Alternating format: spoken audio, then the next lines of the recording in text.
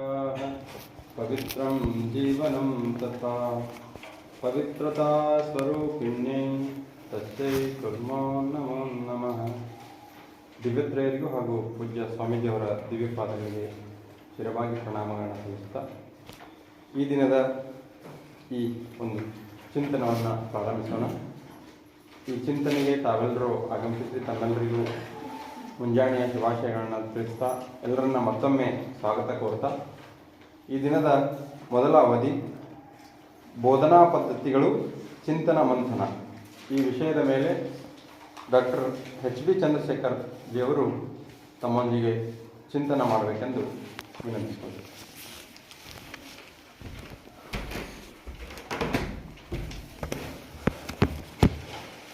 ನನ್ನೆಲ್ಲ ಗುರುಗಳಿಗೆ ವಂದಿಸ್ತಾ ಮತ್ತು ಮಿತ್ರರಾದ ಮತ್ತು ಮಾರ್ಗದರ್ಶಕರಾಗಿರ್ತಕ್ಕಂಥ ಪ್ರೊಫೆಸರ್ ಮುರಳೀಧರ ಸರ್ ಅವರಿಗೆ ನಮಸ್ಕಾರವನ್ನು ಸಲ್ಲಿಸ್ತಾ ತಮ್ಮೆಲ್ಲರಿಗೂ ಬೆಳಗಿನ ಶುಭೋದಯಗಳು ಮತ್ತು ನಮಸ್ಕಾರಗಳನ್ನು ಸಲ್ಲಿಸ್ತಾ ಈ ದಿನ ಮತ್ತೆ ನಾವು ಸೇರಿದ್ದೇವೆ. ಇವತ್ತಿನ ದಿನದ ಒಂದು ಚರ್ಚೆ ಅಥವಾ ಚಿಂತನೆ ಏನು ಅಂತ ಹೇಳಿದ್ರೆ ಬೋಧನಾ ವಿಧಾನಗಳು ಚಿಂತನ ಮಂಥನ ಅನ್ನುವಂಥದ್ದು.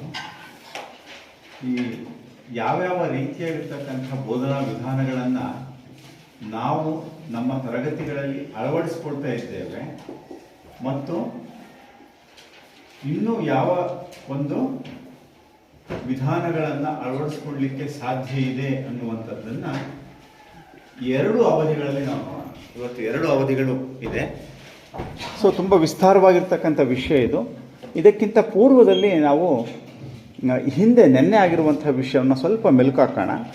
ಒಂದು 5 ನಿಮಿಷದಲ್ಲಿ ಅವುಗಳ ಬಗ್ಗೆ ನಾನು ಚರ್ಚೆ ಮಾಡಿ ಇವತ್ತಿನ ವಿಷಯಕ್ಕೆ, ಯಾಕೆಂದರೆ ನಿನ್ನೆ ಚರ್ಚೆ ಮಾಡಿರೋಂಥ ವಿಷಯ ಮತ್ತು ಇವತ್ತಿನ ವಿಷಯಗಳೆರಡೂ ಸಹ ಪೂರಕವಾಗಿರುವಂಥದ್ದು ಆಗಿರೋ ಕಾರಣ ಮತ್ತೊಮ್ಮೆ ಅವಲೋಕನವನ್ನು ಕೆಲವು ನಿಮಿಷಗಳಲ್ಲಿ ಮಾಡ್ತಾ ಆಮೇಲೆ ನಾವು ಇವತ್ತಿನ ವಿಷಯಕ್ಕೆ ಬರೋಣ. ನಿನ್ನೆ ನಾವು ಚರ್ಚೆ ಮಾಡಿದ್ವಿ ಕಲಿಕೆ ಅಂದರೆ ಏನು, ಕಲಿಕಾ ವಾತಾವರಣ ಹೇಗಿರಬೇಕು, ಹೇಗಿದ್ದರೆ ಕಲಿಕೆ ಚೆನ್ನಾಗಾಗತ್ತೆ ಮತ್ತು ಕಲಿಕಾ ಮಾಪನ. ಕಲಿಕೆ ಅಂದರೆ ನಾವು ಗಮನಿಸಿದ್ವಿ, ಕಲಿಕೆ ಅಂದರೆ ಬಹಳಷ್ಟು ವ್ಯಾಖ್ಯೆಗಳನ್ನು ತಾವು ಕೊಟ್ರಿ, ನಾವು ಚರ್ಚೆ ಮಾಡಿದ್ವಿ. ಕಲಿಕೆ ಅನ್ನುವಂಥದ್ದು ಸ್ವಾಭಾವಿಕವಾಗಿರುವಂಥದ್ದು, ಸಹಜವಾಗಿ ಆಗುವಂಥದ್ದು. ಮಕ್ಕಳಲ್ಲಿ ಒಂದು ರೀತಿಯಲ್ಲಿ ಸಹಜವಾಗಿ ಸ್ವಾಭಾವಿಕವಾಗುವಂಥದ್ದು ಒಂದು ಕಲಿಕೆ ಆದರೆ, ಹೊಸ ಕೌಶಲ್ಯಗಳನ್ನು ಹೊಸ ಮಾಹಿತಿಯನ್ನು ಪ್ರಯತ್ನಪೂರ್ವಕವಾಗಿ ಗ್ರಹಿಸ್ತಕ್ಕಂಥದ್ದು, ಅರ್ಜಿಸ್ತಕ್ಕಂಥದ್ದು, ಅಕ್ವೈರಿಂಗ್, ಅದು ಸಹ ಆಗ್ತಕ್ಕಂಥದ್ದು. ಮೂರನೆಯ ಸ್ವರೂಪ ನೋಡೋದಾದರೆ ಶಿಕ್ಷಕರು, ಮಾರ್ಗದರ್ಶಕರು, ತರಬೇತುದಾರರು ಅವರ ಒಂದು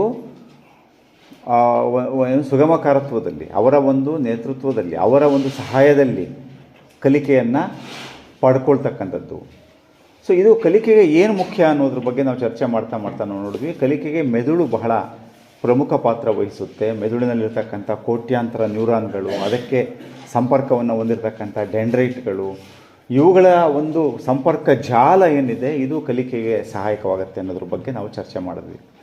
ಸೊ ಇವುಗಳಲ್ಲಿ ಬಹಳ ಮುಖ್ಯವಾಗಿ ಕಲಿಕೆ ಅನ್ನುವಂಥದ್ದು ಮಕ್ಕಳ ಪೂರ್ವ ಅನುಭವಗಳು ಮತ್ತು ಮಕ್ಕಳು ಈಗಾಗಲೇ ತನ್ನ ಒಂದು ಕುಟುಂಬದಲ್ಲಿ, ಸಮಾಜದಲ್ಲಿ, ಪರಿಸರದಲ್ಲಿ ಕಟ್ಟಿಕೊಂಡಂತಹ ಒಂದು ಅನುಭವಗಳು ಮತ್ತು ಆ ಒಂದು ಅನುಭವಗಳು ಏನು ಆ ನ್ಯೂರಲ್ ಪಾತ್ವೇಸ್ ಅಂತ ನಾವು ಕರಿತೇವೆ, ನ್ಯೂರಲ್ ಪಾತ್ವೇಸ್, ಆ ನ್ಯೂರಲ್ ಪಾತ್ವೇಸ್ ಮೂಲಕ ಏನೇನು ಈಗಾಗಲೇ ಸಂಪರ್ಕಗಳು ಜೋಡಣೆ ಆಗಿರುತ್ತೆ, ಶಿಕ್ಷಕರು ಅದಕ್ಕೆ ಪೂರಕವಾದಂತಹ ಅನುಭವಗಳನ್ನು ಕೊಡೋದ್ರ ಮೂಲಕ ಅದನ್ನು ಗಟ್ಟಿಗೊಳಿಸ್ತಕ್ಕಂಥದ್ದು ಮತ್ತು ಹೊಸ ಹೊಸ ಸಂಪರ್ಕ ಜಾಲವನ್ನು ನಿರ್ಮಾಣ ಮಾಡಿದ್ರೆ ಮೆದುಳಿನಲ್ಲಿ ಆ ಮೂಲಕ ಹೊಸ ಕಲಿಕೆಗಳಾಗುತ್ತೆ ಅನ್ನುವಂಥದ್ದು. ಅಂದರೆ ಶಿಕ್ಷಕರು ತಾನೇ ಎಲ್ಲ ಕಲಿಸ್ತೀವಿ ಅನ್ನೋದಕ್ಕಿಂತ ಮಕ್ಕಳಲ್ಲಿ ಈಗಾಗಲೇ ಇರುವಂತಹ ಅನುಭವಗಳ ಜೊತೆಗೆ ತಮ್ಮ ಪೂರಕವಾಗಿ ಅದನ್ನು ಅನುಭವಗಳನ್ನು, ಕಲಿಕಾ ಅನುಭವಗಳನ್ನು ಕಟ್ಟಿಕೊಡೋದು ಬಹಳ ಮುಖ್ಯ ಅನ್ನುವಂಥದ್ರ ಬಗ್ಗೆ ಚರ್ಚೆ ಮಾಡಿದ್ವಿ ನಾವು. ಈ ನಿಟ್ಟಿನಲ್ಲಿ ನಾವು ಚರ್ಚೆ ಮಾಡುವಂಥ ವೇಳೆಯಲ್ಲಿ ಬಹಳ ಮುಖ್ಯವಾಗಿ ವಿದ್ಯಾರ್ಥಿ ಅಥವಾ ಮಗು ಮನೆಯಿಂದ ತನ್ನ ಪರಿಸರದಿಂದ ತರುವಂತಹ ಎಲ್ಲ ಅನುಭವಗಳೇನಿದೆ, ಒಂದು ಕಥೆಗಳ ತರಬಹುದು, ಅಲ್ಲಿ ತರ್ತಕ್ಕಂಥ ಭಾಷೆ ತರಬಹುದು, ಅಲ್ಲಿ ತರ್ತಕ್ಕಂಥ ಒಂದು ಸಂಪ್ರದಾಯಗಳು, ವಿಚಾರಗಳು, ಸಂಸ್ಕೃತಿ, ಇವೆಲ್ಲವುಗಳನ್ನು ನಾವು ಗೌರವಿಸುವುದರ ಜೊತೆಗೆ ಆ ಮಗುವನ್ನು ಒಳಗೊಳ್ಳುವಂತೆ ಮಾಡುವಂಥದ್ದು. ತರಗತಿಯಲ್ಲಿ ಒಂದು ಒಳಗೊಳ್ಳುವಿಕೆಯ ವಾತಾವರಣವನ್ನು ಸೃಷ್ಟಿ ಮಾಡೋದ್ರ ಮೂಲಕ ನಾವು ಕಲಿಸ್ತಕ್ಕಂಥದ್ದು ಏನಿದೆ ಅದು ಅನ್ನುವಂಥದ್ದು. ಜೊತೆಗೆ ಹೇಳಿದ್ವಿ ನಾವು ಉದ್ವೇಗಗಳು ಸಹ ಬಹಳ ಮುಖ್ಯ, ಭಾವನೆಗಳು ಏನಿದೆ ಶಿಕ್ಷಕರು ಮತ್ತು ವಿದ್ಯಾರ್ಥಿಗಳ ನಡುವಿನ ಸಂಬಂಧ ಏನಿದೆ ಪೂರಕವಾಗಿ ಧನಾತ್ಮಕವಾಗಿದ್ದರೆ ಮಕ್ಕಳಲ್ಲಿರುವಂತಹ ಅದಮ್ಯವಾಗಿರ್ತಕ್ಕಂಥ ಉತ್ಸಾಹ, ಆಸಕ್ತಿ, ಕುತೂಹಲ, ಆನಂದ, ಅನ್ವೇಷಣಾ ಪ್ರವೃತ್ತಿ, ಶೋಧನಾ ಪ್ರವೃತ್ತಿ ಇವು ಸಹಜವಾಗಿ ಮಗುವಿನಲ್ಲಿರುವ ಗುಣಗಳಿಗೆ ಶಿಕ್ಷಕರು ಅದಕ್ಕೆ ತಕ್ಕ ಹಾಗೆ ತರಗತಿಯ ವಾತಾವರಣದಲ್ಲಿ ಸ್ಪಂದಿಸಿದರೆ ಕಲಿಕೆ ಆಗುತ್ತೆ ಅನ್ನುವಂಥದ್ದು. ಮಕ್ಕಳ ಆಸಕ್ತಿಗೆ, ಉತ್ಸಾಹಕ್ಕೆ ತಣ್ಣೀರೆರಚಿದರೆ ಕಲಿಕೆ ಆಗಲ್ಲ.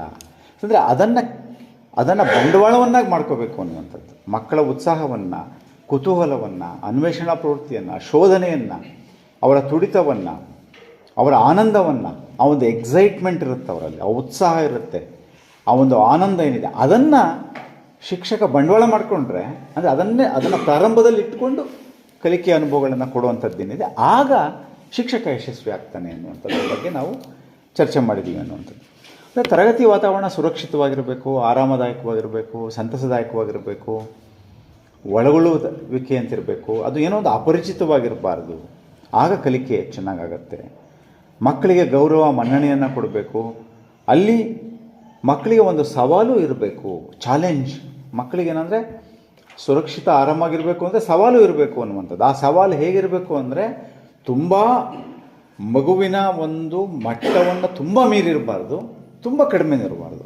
ಅದು ಆಪ್ಟಿಮಮ್ ಅಂತೀವಿ ನಾವು. ಒಂದೊಂದು ಅಷ್ಟು ಮಟ್ಟಿನ ಸವಾಲಿದ್ದರೆ ಅದನ್ನು ಇದಕ್ಕೆ ಈ ಆಪ್ಟಿಮಮ್ ಲೆವೆಲ್ ಆಫ್ ಸವಾಲ್ ಇದೆ ಸರ್. ಫ್ಲೋ ಅಂತ ಫ್ಲೋ ಅಂತ ಪುಸ್ತಕ ಇದೆ ಸರ್. ಪುಸ್ತಕ ಮಿಹಾಯ್ ಜಿಗ್ಜಿನ್ ಮಿಹಾಯ್ ಅಂತ ಅದ್ಭುತ ಪುಸ್ತಕ. ಕೆಪಾಸಿಟಿಗಿಂತ ಅವ್ನು ಹೆಚ್ಚು ಕೊಟ್ಟರು ಕೂಡ ಟೆನ್ಷನ್ ಆಗುತ್ತೆ. ಕೆಪಾಸಿಟಿಗಿಂತ ಕಡಿಮೆ ಕೊಟ್ಟರೆ ಅವ್ನಿಗೆ ಬೋರ್ ಆಗುತ್ತೆ. ಅದನ್ನ ಫ್ಲೋ ಅಂತ ಕಾನ್ಸೆಪ್ಟ್ ಇದು ಮಾಡಿದ್ದಾರೆ. ತುಂಬ ಪುಸ್ತಕ ಇದೆ ಸರ್. ಫ್ಲೋ ಅಂತ ನೋಡಿ ಗುರ್ತಾಗ್ತದೆ. ಜಿಗ್ಜಿನ್ ಮಿಹಾಯ್. ಓಕೆ, ಫ್ಲೋ ಅಂತ ನೀವು ಬ್ರೌಸ್ ಮಾಡಿದ್ರೆ ಬುಕ್ಕು ಸಿಕ್ಕತ್ತೆ. ಫ್ಲೋ ಬಹಳ ಫೇಮಸ್ ಪುಸ್ತಕ ಸರ್. ಇದನ್ನ ನಾವು ಟೈಟ್ಲೆ ಫ್ಲೋ ರೈಟರ್ ಮಿಹಾಯ್ MIHAY ಚಿತ್ರ MIHAY ಜಿಗ್ಜಿನ್ ಮಿಹಾಯ್ ಸ್ಪೆಲ್ಲಿಂಗ್ ಮಿಹಾಯ್ ಅಂದ್ರೆ ಸಾಕು, ನೀವು ಬಂದ್ಬಿಡುತ್ತೆ. ಈ ಟೈಟ್ಲನ್ನ ಮಾಡಿ ಮಿಹಾಯ್ ಅಂತ ಹಾಕ್ಬಿಟ್ರೆ ಬಂದ್ಬಿಡುತ್ತೆ ಇದರಲ್ಲಿ ಫ್ಲೋ ಅನ್ನೋದು. ನೋಡಿ, ಅದು ಆಪ್ಟಿಮಮ್ ಲೆವೆಲ್. ಅಂದರೆ ಮಕ್ಕಳಿಗೆ ಪ್ರತಿ ವಿದ್ಯಾರ್ಥಿಗೂ ಅವ್ರದ್ದು ಒಂದು ಸವಾಲು ಬೇಕು. ಅದನ್ನು ತುಂಬ ಎತ್ತರ ಇದ್ದರೆ ಅದು ಆಗಲ್ಲ, ಕಡಿಮೆ ಇದ್ದರೆ ನಿರುತ್ಸಾಹ ಆಗುತ್ತೆ, ಆಸಕ್ತಿ ಬರಲ್ಲ. ಸೊ ಇದು ನಾವು ಅದಕ್ಕೆ ಹಂತವಾಗಿ ಸವಾಲುಗಳನ್ನು ಕೊಡ್ತಾ ನಾವು ಕಲಿಕಾ ವಾತಾವರಣವನ್ನು ಸೃಷ್ಟಿಸ್ತಕ್ಕಂಥದ್ದೇನಿದೆ. ಮತ್ತು ಮುಕ್ತತೆ ಇರಬೇಕು, ಒಳಗೊಳ್ಳುವಂತೆ ಇರಬೇಕು, ನನ್ನದು ಅನ್ನಿಸ್ಬೇಕು. ಮಗುಗೆ ನಂದಪ್ಪ ಶಾಲೆ, ನನ್ನ ತರಗತಿ ಇದು ಅನ್ನಿಸುವಂತಹ ವಾತಾವರಣ ಇರಬೇಕು. ಮಕ್ಕಳ ಸಾಮಾಜಿಕ ಸಾಂಸ್ಕೃತಿಕ ಪರಿಸರಕ್ಕೆ ಮನ್ನಣೆ ಕೊಡುವಂಥ ಒಂದು ತರಗತಿ ಸನ್ನಿವೇಶವನ್ನು ಸೃಷ್ಟಿಸಬೇಕಾಗತ್ತೆ.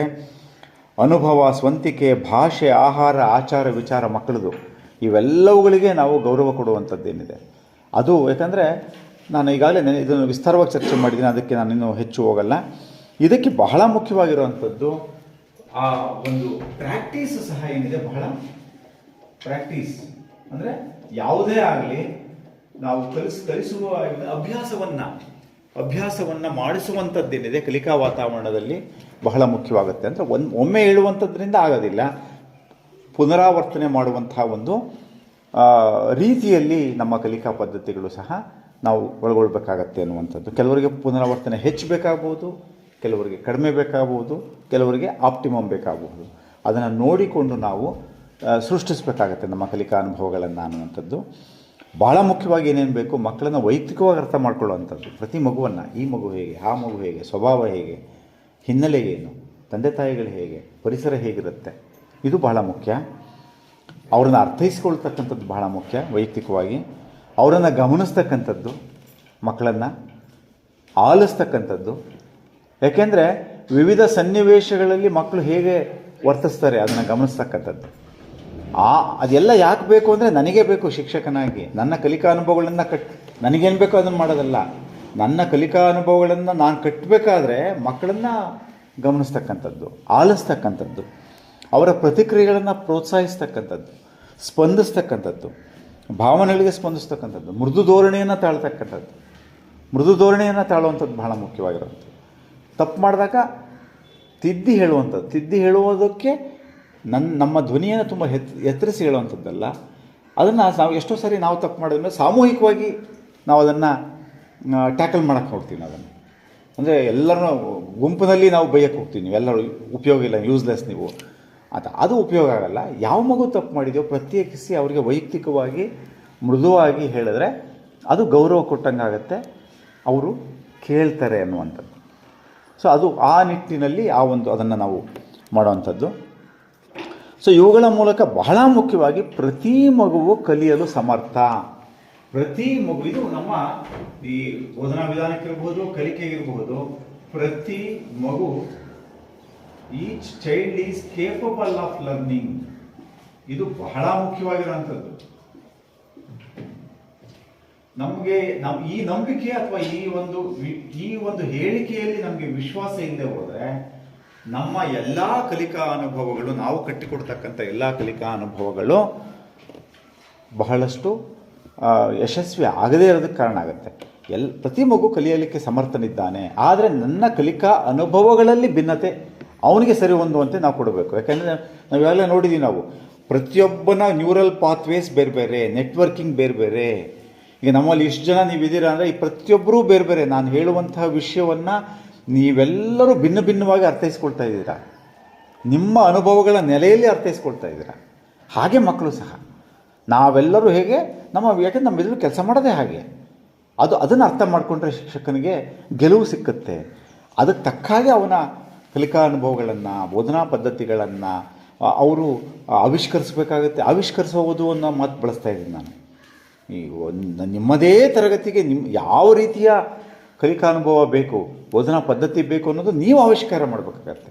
ಹೇಗೆ ನಾನು ಕೊಡಬೇಕು ಇದನ್ನು, ಈ ಮಗುಗೆ ಹೇಗೆ ಕೊಡಬೇಕು, ಈ ಡಿಫ್ರೆನ್ಷಿಯಲ್ ಇನ್ಸ್ಟ್ರಕ್ಷನ್ ಅಂತೀವಿ ನಾವು. ಅದು ನಿಜಕ್ಕೂ ಮಾಡಲಿಕ್ಕೆ ಸಾಧ್ಯ ಇದೆಯಾ? ನಮ್ಮ ತರಗತಿಗಳಲ್ಲಿ ಅಷ್ಟೊಂದು ಜನ ಮಕ್ಕಳು ಇರ್ತಾರೆ.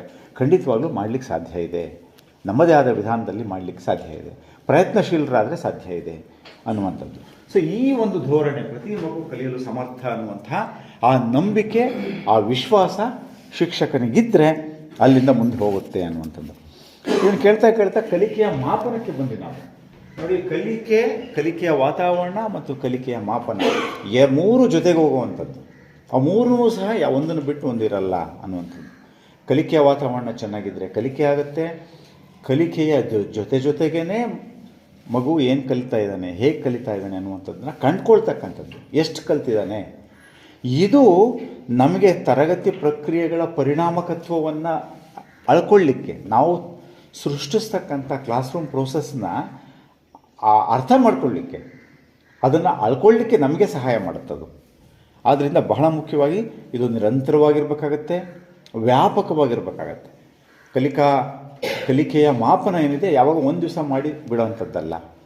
ಅದು ನಮ್ಮ ಯಾವ್ಯಾವಾಗ ನಾವು ತರಗತಿ ಒಳಗಿರ್ತೀವಿ, ಹೊರಗಿರ್ತೀವಿ, ಎಲ್ಲೆಲ್ಲಿ ನಮಗೆ ಮಗು ಸಿಕ್ಕುತ್ತೆ, ವಿದ್ಯಾರ್ಥಿ ಸಿಗ್ತಾನೆ, ಅಲ್ಲೆಲ್ಲ ನಾವು ವಿದ್ಯಾರ್ಥಿಯನ್ನು ಅಬ್ಸರ್ವ್ ಮಾಡೋದ್ರ ಮೂಲಕ, ಅವನಿಗೆ ಪ್ರಶ್ನೆ ಕೇಳೋದ್ರ ಮೂಲಕ ಸಾಂದರ್ಭಿಕವಾಗಿ ನಾವು ಅದನ್ನು ಗಮನಿಸ್ತಾ ನಮ್ಮ ಮೆದುಳಿನಲ್ಲೂ ನಾವು ನೋಟ್ ಮಾಡ್ಕೋಬೇಕಾಗತ್ತೆ. ಮನಸ್ಸಿನಲ್ಲಿ ಒಂದೊಂದು ಪುಸ್ತಕ ಇಟ್ಟು ಅಲ್ಲಲ್ಲಿ ಮಕ್ಕಳು ಯಾವ ರೀತಿಯಲ್ಲಿ ವರ್ತಿಸ್ತಾರೆ. ಸ್ವಲ್ಪ ಕಷ್ಟ ಆಗುತ್ತೆ. ಮೊದಲನೇ ಕಷ್ಟ ಅಂತನೂ ಅಲ್ಲ, ನಿಮಗೆ ನಿಮ್ಮ ವೃತ್ತಿಯಲ್ಲಿ ತುಂಬ ಆಸಕ್ತಿ ಇದ್ದರೆ ನೀವು ಒಂದು ಪುಸ್ತಕದಲ್ಲಿ ಎಲ್ಲ ವಿದ್ಯಾರ್ಥಿಗಳು ಹೇಗೆ ಕಲಿತಾರೆ, ಅವನ ಧೋರಣೆ ಏನು, ಆ ವಿದ್ಯಾರ್ಥಿನ ನೀವು ಅರ್ಥ ಮಾಡ್ಕೊಂಡ್ಬಿಟ್ರೆ, ಮೊದಲನೇ ಸರಿ 8ನೇ ತರಗತಿಗೆ ಬಂದಾಗ ಅರ್ಥ ಮಾಡ್ಕೊಂಡ್ರೆ ಅಂತ ಇಟ್ಕೊಳ್ಳಿ, ನೀವು ಅವನೊಂದು ಪುಸ್ತಕ ಇಟ್ಬಿಟ್ರೆ, ಜೊತೆಗೆ ಅವರೊಂದು ಚೈಲ್ಡ್ ಪೋರ್ಟ್ಫೋಲಿಯೋ ಅಂತ ಇರುತ್ತೆ, ನಿಮಗೆ ಗೊತ್ತದು, ಕೃತಿ ಸಂಪುಟ. ಆ ಕೃತಿ ಸಂಪುಟದಲ್ಲಿ ನೀವು ಹಾಕ್ತಾ ಹೋದರೆ ಪ್ರತಿ ವಿದ್ಯಾರ್ಥಿಯ ಹಿನ್ನೆಲೆ ನಿಮಗೆ ಗೊತ್ತಾಗ್ತಾ ಹೋದರೆ ಕಲಿಸೋದು ಈಸಿ. ಅವನಿಗೆ ತಕ್ಕಂಗೆ ಸ್ಪಂದಿಸ್ಬೇಕು ನೀವು ಹೇಗೆ ಅಂದರೆ ಒಬ್ಬೊಬ್ಬರಿಗೆ ನೀವೊಂದು ರೀತಿ ಒಬ್ಬೊಬ್ಬರಿಗೆ ಒಂದೊಂದು ಥರ ಕಾಣುವಂಥ ದೇವ್ರ ಥರ ನೀವು ಅವಾಗ. ಯಾಕಂದ್ರೆ ನಾವು ಒಬ್ಬ ನಿಧಾನವಾಗಿ ಕಲಿಯೋನಿಗೆ ನೀವು ಒಂಥರ ಬೇರೆ ಥರ ಕಾಣ್ತೀರಾ, ವರ್ತಿಸ್ತೀರಿ. ತುಂಬ ಜಾಣ ವಿದ್ಯಾರ್ಥಿಗೆ ಅವನಿಗೂ ಸಹ ನ್ಯಾಯ ಒದಗಿಸ್ತೀರಿ. ಅವನಿಗೆ ತುಂಬ ತುಂಟ ವಿದ್ಯಾರ್ಥಿನೂ ಸಹ ಅರ್ಥ ಮಾಡ್ಕೊಳ್ತೀರಿ. ಸಮಸ್ಯಾತ್ಮಕ ಮಗು ಅಂತ ಯಾವುದೂ ಇಲ್ಲ, ಕಲಿಯಲಾರದ ಮಗು ಅಂತ ಯಾವುದೂ ಇಲ್ಲ. ಈ ನಂಬಿಕೆ ನಮ್ಮಲ್ಲಿ ಪ್ರತಿಷ್ಠಾಪನೆ ಯಾವಾಗುತ್ತೋ ಆಗ ಹೊಸ ಶಿಕ್ಷಕ ಹುಟ್ಟುಕೊಳ್ತಾನೆ. ಹೊಸ ಶಿಕ್ಷಕನ ಒಂದು ಹುಟ್ಟು ಅವತ್ತಾಗತ್ತೆ. ನೀವು ಯಾವಾಗ ಡಿಗ್ರಿ ತೊಗೊಂಡು BEd ಮಾಡಿ ನಾನು ಯಾವಾಗ ಫಸ್ಟ್ ಕ್ಲಾಸ್ ಅದಲ್ಲ. ನಿಜವಾದ ಶಿಕ್ಷಕ ಯಾವತ್ತು ಜನ್ಮ ತಾಳ್ತಾನಂದರೆ ಈ ನಂಬಿಕೆ ಮೂಲಕ. ಪ್ರತಿ ವಿದ್ಯಾರ್ಥಿಗೆ ನ್ಯಾಯ ಒದಗಿಸ್ತೀನಿ ನಾನು, ಪ್ರತಿ ವಿದ್ಯಾರ್ಥಿ ಕಲಿಯಲು ಸಮರ್ಥ, ಪ್ರತಿ ವಿದ್ಯಾರ್ಥಿಯಲ್ಲಿ ಒಳ್ಳೆಯ ಗುಣ ಇದೆ, ಅಂತಃಸತ್ವ ಇದೆ. ಎಲ್ಲ ಮಹನೀಯರು ಹೇಳಿದ್ದಾರೆ. ಆದರೆ ಏನಾದರೂ ಇದನ್ನ ನಂಬದೆ, ಮಗು ಕಲಿಯುವ ಸಾಮರ್ಥ್ಯ ಇದೆ ಅಂತ ನಂಬದೆ ಕಲಿಸಿದ್ರೆ, ಎಷ್ಟೇ ಚೆನ್ನಾಗಿ ಕಲಿಸಿದ್ರು ಅದ್ರ ಮೇಲೆ ಪರಿಣಾಮ ಬೀರಲ್ಲ ಅಂತ ಸೈಕಾಲಜಿಕಲ್ ಸ್ಟಡಿ ಇದೆ ಸರ್. ನಮ್ಮ ಸೈಕಾಲಜಿ ಟೀಚರ್ ಹೇಳ್ತಾ ಇದ್ರು, think that somebody is not going to learn. If you teach in any way you want, that boy will not learn. ಖಂಡಿತ ಅದ್ರ ಮೇಲೆ ಪರಿಣಾಮ ಬೀರಲ್ಲ. ಈಗ ನೋಡಿ, ತಾಯಿಗೆ ಮಗು ಮೇಲೆ ವಿಶ್ವಾಸ ಇದ್ದರೆ ತಾಯಿ ಕುಡಿಸೋಂಥ ಹಾಲು ಮಗುಗೆ ದಕ್ಕುತ್ತೆ. ಆ ಪ್ರೀತಿ ಬೇಕು. ಯಾವುದೋ ಕಾರಣದಿಂದ ಎಲ್ಲ ತಾಯಂದ್ರಿಗೆ ಇದ್ದೇ ಇರುತ್ತೆ. ಸಪೋಸ್ ಏನಾದರೂ ಮನಸ್ಸಿನಲ್ಲಿರುವಂಥ ಭಾವನೆಗಳ ಮೇಲೆ ಮಗುಗೇನೂ ಗೊತ್ತಿರಲ್ಲ, ಸ್ಪಂದಿಸುತ್ತದು. ಒಂದು ಹೂವು, ಒಂದು ಹೂವಿನ ಗಿಡ ನೀವು ಪ್ರೀತಿ ತೋರಿಸಿದರೆ ಚೆನ್ನಾಗಿ ಬೆಳೆಯುತ್ತೆ ಅಂತ ಸಂಶೋಧನೆಗಳು ಹೇಳ್ತವೆ. ಹಾಗೆ ಒಬ್ಬ ಶಿಕ್ಷಕನಲ್ಲಿರುವಂತಹ ಭಾವನೆಗಳು, ಆ ನಂಬಿಕೆಗಳು ತುಂಬ ಕೆಲಸ ಮಾಡ್ತವೆ. ನಮಗೆ ಇಲ್ಲ ಮಕ್ಕಳು ಸರಿ ಇಲ್ಲ, ಅವರು ಕಲಿಯಲ್ಲ ಅಂತ ಅಂದ್ಕೊಂಡು ನಾವು ನಮ್ಮ ಕೆಲಸ ಮಾಡಿದ್ರೆ ಆ ಕೆಲಸಕ್ಕೆ ನ್ಯಾಯ ಸಿಕ್ಕಲ್ಲ. ಯಾಕೆ ಸಿಕ್ಕಲ್ಲ ಅಂದರೆ ನಮಗೆ ನಂಬಿಕೆ ಇಲ್ಲ. ವಿಶ್ವಾಸ ಇಲ್ಲದೆ ಮಾಡುವಂತಹ ಯಾವ ಕೆಲಸನೂ ಸಹ ಫಲವನ್ನು ಕೊಡಲ್ಲ. ನೋಡ್ತೀವಿ ನಾವು ರೈತರು ಮಳೆ ಬರುತ್ತೋ ಇಲ್ಲೋ ಗೊತ್ತಿಲ್ಲ, ಯಾವುದು ಹವಾಮಾನ ತಜ್ಞರು ಹೇಳಿರ್ತಾರೆ ಬರಲ್ಲ ಅಂತ, ಆದರೂ ರೈತನಿಗೆ ವಿಶ್ವಾಸ. ಅವರು ಉಳುಮೆ ಮಾಡೇ ಮಾಡ್ತಾನೆ, ಬೆಳೆಯನ್ನು ತೆಗಿಲಿಕ್ಕೆ ಪ್ರಯತ್ನ ಮಾಡ್ತಾನೆ. ಆ ಅದಮ್ಯವಾದ ವಿಶ್ವಾಸ ಯಾರಿಗೆ, ಯಾವುದ್ರ ಮೇಲೆ? ಭೂಮಿ ಮೇಲಿದೆ ರೈತನಿಗೆ ವಿಶ್ವಾಸ, ದೇವ್ರ ಮೇಲೂ ಇದೆ, ತನ್ನೊಳಗೂ ಇದೆ. ಒಂದಷ್ಟು ಸಿಕ್ಕುತ್ತೆ. ಎಷ್ಟು ಸಾರಿ ನಮ್ಮ ರೈತರುಗಳಿಗೆ ಅದು ಬೆಳೆ ಮಳೆ ಬರದಲ್ಲೇ ಕೈ ಸುಟ್ಕೊಂಡ್ರು ಬಿಡಲ್ಲ. ನೋಡಿದ್ದೀರಿ ನೀವೇ ರೈತಾಪಿ ಕುಟುಂಬದಲ್ಲಿ ನೀವೇ ಬಂದಿರ್ಬೋದು. ಸೊ ಆ ನಂಬಿಕೆ, ಆ ರೈತನಿಗಿರುವ ನಂಬಿಕೆ ಶಿಕ್ಷಕನಿಗೆ ಇರದೆ ಹೋಗುತ್ತಾ? ಇರಬೇಕಾಗತ್ತೆ. ಎಷ್ಟೋ ಸಾರಿ ರೈತನಿಗಿರುತ್ತಪ್ಪ, ಶಿಕ್ಷಕನಾದ ನಮಗಿಲ್ಲ, ರೈತಂದು ಬೇರೆ ಆಗುತ್ತೆ ಸರ್, ಶಿಕ್ಷಕನ ಬೇರೆ ಆಗುತ್ತೆ. ವ್ಯಾಪಾರಸ್ಥ ಅವ್ರಿಗೂ ನಂಬಿಕೆ ಇರುತ್ತೆ. ಬರೋದೇ ಇಲ್ಲ ವ್ಯಾಪಾರ ಮಾಡಲಿಕ್ಕೆ, ಜನಗಳೇ ಬರ್ತಿಲ್ಲ ಅಂದ್ರೂ ಬೆಳಗ್ಗೆ ಬಾಗಿಲು ತೆಗೆದು ಅವನ ಅಂಗಡಿದು ಎಲ್ಲ ಸ್ವಚ್ಛ ಮಾಡಿ ದೇವ್ರ ಪಟ್ಟಕ್ಕೆ ನಮಸ್ಕಾರ ನೋಡಿರ್ಬೋದು ನೀವು. ದೇವ್ರ ಪಟ್ಟಕ್ಕೆ ನಮಸ್ಕಾರ ಮಾಡಿ ಒಂದು ಹೂ, ತುಂಬ ಒಳ್ಳೆಯ ಒಂದು ಹಾರವನ್ನು ತಂದು ಹಾಕ್ತಾನೆ ಅವನು. ಎಷ್ಟು ಇವ್ರಿಗೆ ಹೋಗಿ ನೋಡಿ ನೀವು, ವ್ಯಾಪಾರಸ್ಥರು ಒಳ್ಳೆ ಒಂದು ಹಾರನ್ನು ಹಾಕಿರ್ತಾರೆ. ನಾವು ನೋಡಿದ್ರೆ ಖುಷಿ ಆಗುತ್ತೆ. ನಾವು ಮನೆಗಳಲ್ಲಿ ಹೂ ತಂದಿಟ್ಟರು ಒಳ್ಳೆ ಹಾರಗಳ 3 ಫೋಟೋ ಇದ್ದರೆ 3ಕ್ಕೂ ಒಳ್ಳೆ ಚೆನ್ನಾಗಿರೋ ಹಾರ ಹಾಕ್ಬಿಟ್ಟು ಪೂಜೆ ಮಾಡಿ ಅವನು ಬಾಗಿಲು ತಕ್ಕಂಗೆ ಕೂತ್ಕೊಂತಾನೆ. ಮಧ್ಯಾಹ್ನ 2 ಗಂಟೆವರೆಗೂ ಬರಲಿಲ್ಲ ಅಂದ್ರೂ ಮಧ್ಯಾಹ್ನ ಸಂಜೆ ಬರ್ತಾರೆ, ಆಮೇಲೆ ಬರ್ತಾರೆ ಆಮೇಲೆ ಆ ವಿಶ್ವಾಸ ತಕ್ಕಂಗೆ. ಸೊ ಎಲ್ಲವೂ ಸಹ ಒಂದು ವಿಶ್ವಾಸದ ಮೇಲೆ, ನಂಬಿಕೆಯ ಮೇಲೆ ನಾವು ಕೆಲಸಗಳನ್ನು ಮಾಡಿದಾಗ, ಕುರುಡು ನಂಬಿಕೆ, ಕುರುಡು ವಿಶ್ವಾಸ ಅಲ್ಲ, ನಮ್ಮ ಪ್ರಯತ್ನದಲ್ಲಿ ನಂಬಿಕೆ, ಇಲ್ಲಿ ಮನೋವೈಜ್ಞಾನಿಕವಾಗಿಯೂ ನಂಬಿಕೆ. ಇದು ಸುಮ್ಮನೆ ಹೇಳಿರುವಂಥದ್ದಲ್ಲ. ಪ್ರತಿ ಮಗು ಕಲಿಯಲು ಸಮರ್ಥ ಅನ್ನುವಂಥ ಹೇಳಿಕೆನಿದೆ, ಅದು ಸುಮ್ಮನೆ ಹೇಳಿದಂಥ ಹೇಳಿಕೆ ಅಲ್ಲ. ನಿಜವಾಗ್ಲೂ ಪ್ರತಿ ಮಗುವಿನಲ್ಲೂ ಸಾಮರ್ಥ್ಯ ಇರುತ್ತೆ. ಆದರೆ ಆ ಸಾಮರ್ಥ್ಯಗಳು ಭಿನ್ನವಾಗಿರ್ಬೋದು. ಅದನ್ನು ಆಮೇಲೆ ನೋಡೋಣ ನಾವು. ಅಂದರೆ ಅದು ಸಹ ಪ್ರತಿ ಮಗುವು ಕಲಿಯುವಂತಹ ರೀತಿ ಏನಿದೆ, ಕಲಿಯುವ ಒಂದು ಇದರಲ್ಲಿ 4 ಥರ ಹೇಳ್ತಾರೆ ಯಾವ್ಯಾವ ರೀತಿ ಕಲಿಕೆ ಆಗುತ್ತೆ ಅಂತ. ಒಂದು ಸ್ಪರ್ಶದ ಮೂಲಕ ಕಲಿಕೆ ಆಗುತ್ತೆ. ಕೆಲವು ಮಕ್ಕಳು ಸ್ಪರ್ಶದ ಮೂಲಕ ಕಲಿಕೆ ಆಗುತ್ತದೆ. ಅಂದರೆ ಕೆಲವರು ಶ್ರವ್ಯದ ಮೂಲಕ, ಕೇಳಿಸಿಕೊಳ್ಳೋದ್ರ ಮೂಲಕ ಆಡಿಟರಿ ಲರ್ನರ್ಸ್ ಅಂತ ಕರೀತಾರೆ. ಕೆಲವರು ದೃಶ್ಯದ ಮೂಲಕ, ದೃಶ್ಯಗಳನ್ನು ನೋಡೋದ್ರ ಮೂಲಕ ಕಲಿಕೆಯನ್ನು ಅವರು ಮಾಡ್ತಾರೆ.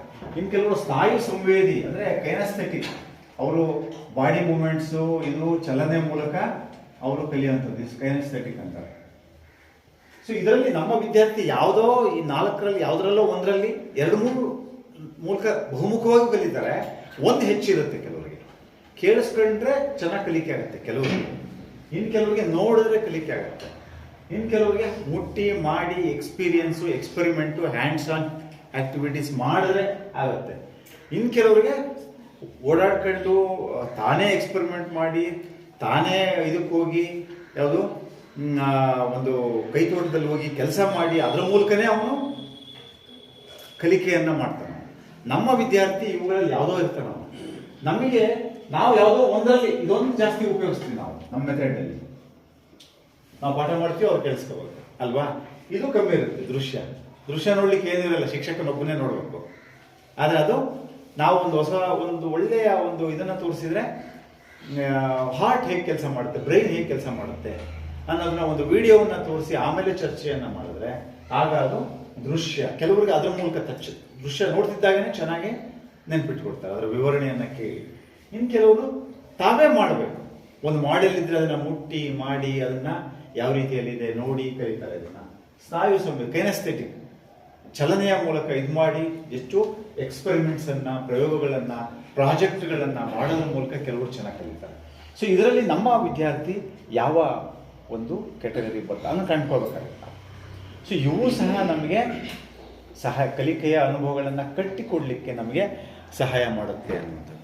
ಸೊ ಕಲಿಕೆಯ ಮಾಪನ ಅಂತಂದಾಗ ನಿರಂತರವಾಗಿ ಇರಬೇಕು, ವ್ಯಾಪಕವಾಗಿರಬೇಕು ಅನ್ನುವಂತಹ ಮಾತನಾಡಿದ್ವಿ. ಭಾಳ ಮುಖ್ಯವಾಗಿ ಅದು ಯಾಂತ್ರಿಕ ಆಗಬಾರ್ದು, ಭಯ ಹುಟ್ಟಿಸ್ಬಾರ್ದು, ಆತಂಕ ಹುಟ್ಟಿಸ್ಬಾರ್ದು. ಮಕ್ಕಳಿಗೆ ಲೇಬಲನ್ನು ಮಾಡಬಾರ್ದು. ದಡ್ಡ, ಜಾಣ, ಈ ರೀತಿಯ ಆ ಥರ ಒಂದು ಕೆಟಗರಿ ಮಾಡಬಾರ್ದು. ಇವನು ಜಾಣ ಇದರಲ್ಲಿ, ಇವನು ದಡ್ಡ. ನಮ್ಮ ಮಾಪನ ಅದೇ ಮಾಡಿಬಿಡುತ್ತೆ. ನಮ್ಮದು ಭಯ ಹುಟ್ಟಿಸುತ್ತೆ. ಯಾವಾಗ ಟೆಸ್ಟ್ ಬಂದು ಅದಕ್ಕೆ ಆ ಟೆಸ್ಟ್ ಪೇಪರ್ಸ್ನ ಕೊಡ್ತಾರೋ ಶಿಕ್ಷಕರು, ಆವಾಗ ಎಷ್ಟೋ ಸರಿ ಮಕ್ಕಳಿಗೆ ಭಯ ಶುರುವಾಗುತ್ತೆ. ಅವ್ರಿಗೆ ನನ್ನನ್ನು ದಡ್ಡ ಅಂತಾರೆ. ಗಣಿತದಲ್ಲಿ ಇವನು ನಾವು ಹೇಳೇ ಬಿಡ್ತೀವಿ. ನಮಗೆ ಒಂದು ಎಷ್ಟೋ ಸಾರಿ ಹೇಳಬಾರ್ದು ಅಂತ ಗೊತ್ತಿರುತ್ತೆ ಮನಸ್ಸಿಗೆ, ಗೊತ್ತಿರಲಾರ್ದೇನಲ್ಲ, ಮಕ್ಕಳ ಮನಸ್ಸಿಗೆ ಅದು ಪರಿಣಾಮ ಬೀರುತ್ತೆ ಅಂತ. ಆದರೂ ನೀನು ಯೂಸ್ಲೆಸ್ ಕಣೋ, ನೀನು ಕಲಿಯೋದೇ ಇಲ್ಲ ನೀನು ಅಂದ್ಬಿಡ್ತೀವಿ ನಾವು. ಹೇಳಿ, ನಿಧಾನ ಕೂತ್ಕೊಂಡು ಹೇಳಿ. ಹಾಂ, ಹೌದು. ಎಲ್ಲ ಸಬ್ಜೆಕ್ಟ್ ಟೀಚರ್ಸ್ ಪೇರೆಂಟ್ಸ್ ಮಗುನ ಕರ್ಕೊಂಡಿದ್ದಾರೆ, ಎಲ್ಲರೂ ಬ್ಲೇಮ್ ಮಾಡ್ತಾ ಇದ್ದಾರೆ. ನೋಡಿ ಅದು ನಿನ್ನೆನೂ ಮಾಧವಸ್ವಾಮಿ ಅವರು ಇನ್ಫಾರ್ಮಲ್ ಮಾತಾಡ್ಬೇಕಾದ್ರೆ ಹಂಚ್ಕೊಂಡ್ರು ಅವರು. ಈ ನಾವು ವಿದ್ಯಾರ್ಥಿಗಳ ಬಗ್ಗೆ ನಂಬಿಕೆಗಳೇ ಇರೋಲ್ಲ ನಮಗೆ. ಎಲ್ಲರೂ ಸೇರಿ ಬೈಯೋಕ್ಕೆ ಶುರು ಮಾಡ್ಬಿಡ್ತೀವಿ ನಾವು. ಅವ್ರಿಗೆ ಮಕ್ಕಳಿಗೆ ಯಾವ ಮನಸ್ಸಿಗೆ ಯಾವ ರೀತಿಯಲ್ಲಿ ಘಾಸಿ ಆಗುತ್ತೆ ಅಂತ ಯೋಚನೆ ಮಾಡಲ್ಲ ನಾವು. ಸೊ ಅದು ಫಸ್ಟ್ ಆಫ್ ಆಲ್ ನಾವು ಈ ಮಾಹಿತಿಯನ್ನು ಕೊಡುವಂಥದ್ದು ಕನ್ಸ್ಟ್ರಕ್ಟಿವ್ ಫೀಡ್ಬ್ಯಾಕ್ ನಮ್ಮ ಇಡೀ ಶೈಕ್ಷಣಿಕ ಪ್ರಕ್ರಿಯೆಯಲ್ಲಿ. 3 ದಿವಸ ಹಿಂದೆ ನನ್ನ ಹುಡುಗ ಬಂದ. ಸ್ವಾಮೀಜಿ ನಾನು ಇಲ್ಲಿ ಕುಂತ್ರು ನನ್ನ ಜೊತೆಗೆ ನನ್ನ ಟೆಸ್ಟ್ ಮಾಡ್ತಾ ಇರ್ತಾರೆ, ಓದ್ತಾನೆ ನಂಬಿಕೆನೇ ಇಲ್ಲ ಸ್ವಾಮೀಜಿ ಅಂತ. ಇಲ್ಲಪ್ಪ ಅವ್ರ ಮೇಲೆ ಡಿಪೆಂಡ್ ಆಗಬೇಡ, ನೀನು ಅವ್ರನ್ನ ನಂಬಬೇಡ, ನಿನ್ನ ನಂಬಿಕೆಯನ್ನು ನಾನೇನೋ ಸಮಾಧಾನ ಮಾಡಿ ಕಳಿಸಿದೆ. ಅವ್ನು ಮೊನ್ನೆ ಸುಸೈಡ್ ಮಾಡ್ಕೊಂಡೆ. ಅವ್ನು ಯಾರ ಜೊತೆ ಮಾತಾಡೋಲ್ಲ. ನಾನು ಇನ್ನೂ ಸ್ವಲ್ಪ ಟೈಮ್ ಕೊಡ್ಬೇಕಾಗಿತ್ತು ಅವನಿಗೆ. ಇಲ್ಲ ಸ್ವಾಮೀಜಿ ನಾನು ಎಲ್ಲಿಗೆ ಹೋದ್ರೂ ಡೌಟ್ ಪಡ್ತಾರೆ. ಯಾರು ಡೌಟ್ ಪಡೋದು? ಮನೆಯವರು ಡೌಟ್, ಮನೆಯವರು. ನನ್ನ ಮೇಲೆ ವಿಶ್ವಾಸ ಇಲ್ಲ ನನಗೆ. ಒಂದು ಮಗುವನ್ನ ಉಳಿಸ್ಕೊಳ್ಳಾರ್ದ ಸಮಾಜದಲ್ಲಿ ನಾವು ಇದ್ದೀವಿ ಅಂದರೆ ನಮ್ಮೆಲ್ಲ ವಿದ್ಯೆ ಎಲ್ಲ ತೊಗೊಂಡು ಏನು ಮಾಡ್ಬೇಕು ನಾವು? ತುಂಬ ಡೌಟ್. ಅವ್ರು ಯಾವಾಗಲೂ ಅವ್ರ ಮೇಲೆ ಯಾರು ವಿಶ್ವಾಸ ಅಂಬೋದು ಎಷ್ಟು ಇಂಪಾರ್ಟೆಂಟ್ ಅಂದ್ರೆ, ನನ್ನನ್ನು ಯಾರು ನಂಬ್ತಿಲ್ಲ. ಅವ್ರದ್ದೇನು ಒಂದೇ ಕಂಪ್ಲೇಂಟ್, ನನ್ನ ಮೇಲೆ ವಿಶ್ವಾಸ ಇಲ್ಲ ಸರ್, ನನ್ನ ಡೌಟ್ ಪಡ್ತಾರೆ. ನಾನು ಓದ್ಕೊಂಡು ಕೂತ್ಕೊಂಡ್ರೆ ಸುಮ್ಮನೆ ಬಂದು ಚೆಕ್ ಮಾಡ್ತಾರೆ, ಯಾವಾಗಲೂ ನನಗೆ ಮಾನಿಟರಿಂಗ್ ಮಾಡ್ತಿರ್ತಾರೆ. ಸೊ ನಮ್ಗೆ ಎಷ್ಟು ಪರಿಣಾಮ ಬೀರುತ್ತೆ ಅದು ಮಗುವಿನ ಮೇಲೆ ಅಂತ. ಖಂಡಿತವಾಗ್ಲೂ ನಮ್ಮ ಪೋಷಕರು ಹಾಗೆ ಆಗ್ಬಿಟ್ಟಿರ್ತಾರೆ. ಮಕ್ಕಳು ಚೆನ್ನಾಗಿ ಮಾರ್ಕ್ಸ್ ತೊಗೋಬೇಕು, ಒಂದು ದೊಡ್ಡ ಕೆಲಸ ತೊಗೋಬೇಕು, ಭಾಳ ಫಾರಿನ್ಗೆ ಹೋಗ್ಬೇಕು, ಹೋಗಿ ಅಲ್ಲೇ ಸೆಟ್ಲ್ ಆಗಬೇಕು ಅಂತೇಳಿ ಫ್ಯಾನಿಗೆ ಹಾಕೊಂಡಿದ್ದಾನೆ. ಪಾಪ ಹಾಕೊಂಡ್ಮೇಲೆ ಅವನಿಗೆ ನಾನು ಸತ್ತು ಹೋಗ್ತೀನಂತ ಅದು ಬಂತಲ್ಲ, ಕೈ ಇಟ್ಕೊಂಡಿದ್ದಾನೆ. ಪಾಪ ಬದುಕಬೇಕು ಅಂತ ಅನ್ಸಿದೆ, ಬಟ್ ಅದು ಆಗಿಲ್ಲ. ಅದು ಮಾರ್ಕ್ಸ್ ಇದೆ. ಈ ಥರ ನಾವು ಶಿಕ್ಷಕರು, ನಾವು ಸಮಾಜದಲ್ಲಿ ಪೇರೆಂಟ್ಸ್ ಆದವರು ನಮ್ಮ ಮಕ್ಕಳಿಗೆ ನಾವು ಎಷ್ಟು ಅಲ್ಲ ಇದನ್ನು ಆ ಪೋಷಕರಿಗೆ ನಾವು ತಿಳುವಳಿಕೆ ಕೊಡಬೇಕಾಗಿದ್ದಾರೆ, ಮಾಸ್ಟರ್ಗಳು ಕೊಡಬೇಕಿತ್ತು ಅಲ್ವಾ? ಆ ಲೆಕ್ಚರರ್ಸ್ ನೋಡಿ ಈ ಥರ ಎಲ್ಲ ಮಾಡಬಾರ್ದು ಅಂತೇಳಿ. ಎಲ್ಲವೂ ಸಹ ಒಂದು ಸ್ಪರ್ಧೆ, ಎಲ್ಲರೂ ಒಂದು ರೀತಿಯಲ್ಲಿ ಏನೋ ನಮ್ಮ ಮಗು ಜಾಸ್ತಿ ತೆಗಿಬೇಕು, ನಮ್ಮ ತಪ್ಪಲ್ಲ. ಆದರೆ ಯಾವ ರೀತಿಯಲ್ಲಿ ಸಾಧನೆ ಮಾಡಬೇಕು ಅನ್ನೋದನ್ನು ಹೇಳ್ಕೊಡ್ಬೇಕಲ್ವಾ? ಮಕ್ಕಳನ್ನು ನಂಬಿಕೆ ಇಲ್ದಲೇ ಅವರನ್ನು ಅಪನಂಬಿಕೆಯಲ್ಲಿಟ್ಟು ಅವರ ಮನಸ್ಸನ್ನು ಘಾಸಿ ಆತ್ಮಗೌರವಕ್ಕೆ ಯಾವತ್ತೂ ಧಕ್ಕೆ ಬರುತ್ತೋ. ನಮ್ಮ ಕಲಿಕಾ ಪರಿಸರದಲ್ಲಿ ಅದೇ ನಾವು ಹೇಳೋದು ಭಾಳ ಮುಖ್ಯವಾಗಿ. ಪ್ರತಿ ವಿದ್ಯಾರ್ಥಿ, ನಮ್ಮ ತರಗತಿಯಲ್ಲಿರ್ತಕ್ಕಂಥ ವಿದ್ಯಾರ್ಥಿಗೆ ಮನ್ನಣೆ ಕೊಡಬೇಕು, ಗೌರವ ಕೊಡಬೇಕು. ಆತ್ಮಗೌರವಕ್ಕೆ ಧಕ್ಕೆ ಬಂದರೆ ಅವನು ಕಲಿಯಲ್ಲ. ನೀವು ಹೇಳೋಂಥ ಪಾಠನ ರಿಜೆಕ್ಟ್ ಮಾಡ್ತಾನೆ ಅವನ ಮನಸ್ಸಿನಲ್ಲಿ. ಸುಮ್ಮನೆ ಕೂತಿರ್ತಾನೆ ಅವನು. ಮನೆಯವರ ಒತ್ತಾಯಕ್ಕೆ ಬಂದಿರ್ತಾರೆ, ಕೂತಿರ್ತಾರೆ. ನೀವು ಪ್ರೀತಿ ಮಾಡಲಿಲ್ಲ ಮನಃಪೂರ್ವಕವಾಗಿ ಅವನಿಗೆ ನೀವು ಹೇಳೋವಂಥ ಯಾವ ವಿಷಯದ ಬಗ್ಗೆನೂ ವಿಶ್ವಾಸ ಇಲ್ಲ, ಅವನಿಗೆ ಕಲಿಕೆ ಆಗಲ್ಲ.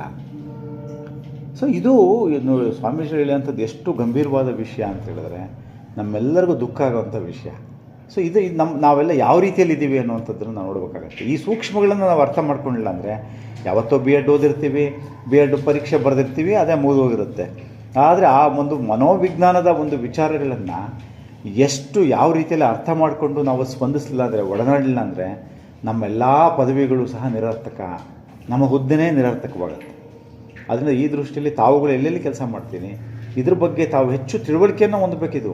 ಮಕ್ಕಳ ಜೊತೆ ಹೇಗೆ ಒಡನಾಡ್ಬೇಕು ನಾವು, ಅವ್ರನ್ನ ಹೇಗೆ ಬೆಳೆಸ್ಬೇಕು, ಹೇಗೆ ಕಲಿಸ್ಬೇಕು ಅವ್ರನ್ನ, ಅದು ಭಾಳ ಮುಖ್ಯ. ಒಂದು ಮಗುನ ನಿರಾಕರಣೆ ಮಾಡಿ ಅವರ ಮನಸ್ಸನ್ನು ನೋಯಿಸಿ ಅವರಲ್ಲಿ ಎಲ್ಲವನ್ನ ಕೊಂದು ಹಾಕಿ ನಿರುತ್ಸಾಹಿಗಳನ್ನಾಗಿ ಮಾಡಿ ಕಲಿ ಅಂತ ಹೇಳ್ತೀವಿ ನಾವು.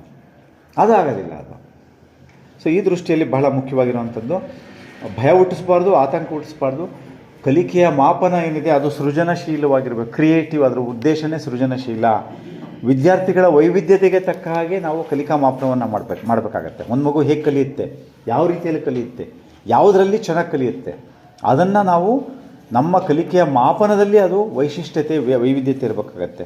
ಕಲಿಕೆಯ ಕೇಂದ್ರಿತವಾಗಿರಬೇಕು. ಅದು ಲರ್ನಿಂಗ್ ಓರಿಯೆಂಟೆಡ್. ನಮ್ಮ ಅಸೆಸ್ಮೆಂಟ್ ಲರ್ನಿಂಗ್ ಓರಿಯೆಂಟೆಡ್ ಆಗಿರಬೇಕು, ಪ್ರೋಗ್ರೆಸ್ ಓರಿಯೆಂಟೆಡ್ ಆಗಿರಬೇಕು, ಪ್ರಗತಿ ಕೇಂದ್ರಿತವಾಗಿರಬೇಕು.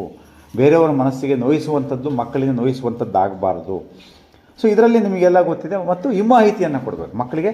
ಕನ್ಸ್ಟ್ರಕ್ಟಿವ್ ಫೀಡ್ಬ್ಯಾಕ್ ಅಂದರೆ ಏನು ಅಂದರೆ, ಹೌದು ವಿದ್ಯಾರ್ಥಿ ಕಮ್ಮಿ ತೆಗೆದಿದ್ದಾನೆ, ಯಾಕೆ ತೆಗೆದಿದ್ದಾನೆ, ಹೇಗೆ ತೆಗಿಬೇಕಿತ್ತು, ಎಲ್ಲಿ ಸಮಸ್ಯೆ ಆಗಿದೆ, ಹೇಗೆ ಅವನು ತನ್ನನ್ನು ತಾನು ಪರಿವರ್ತನೆ ಮಾಡ್ಕೋಬಹುದು, ಎಲ್ಲಿ ಅವನು ಎಡವುತ್ತಾ ಇದ್ದಾನೆ ಅನ್ನೋದನ್ನು ಹೇಳ್ಕೊಡ್ಬೇಕು ಹೊರತು ನಾವು ಫೀಡ್ಬ್ಯಾಕ್ ಕೊಡೋದೇನು ಅಂದರೆ, ನಮ್ಮಲ್ಲಿ ಏನು ತಪ್ಪು ಮಾಡ್ತೀವಿ ಅಂದರೆ, we give feedback for the person.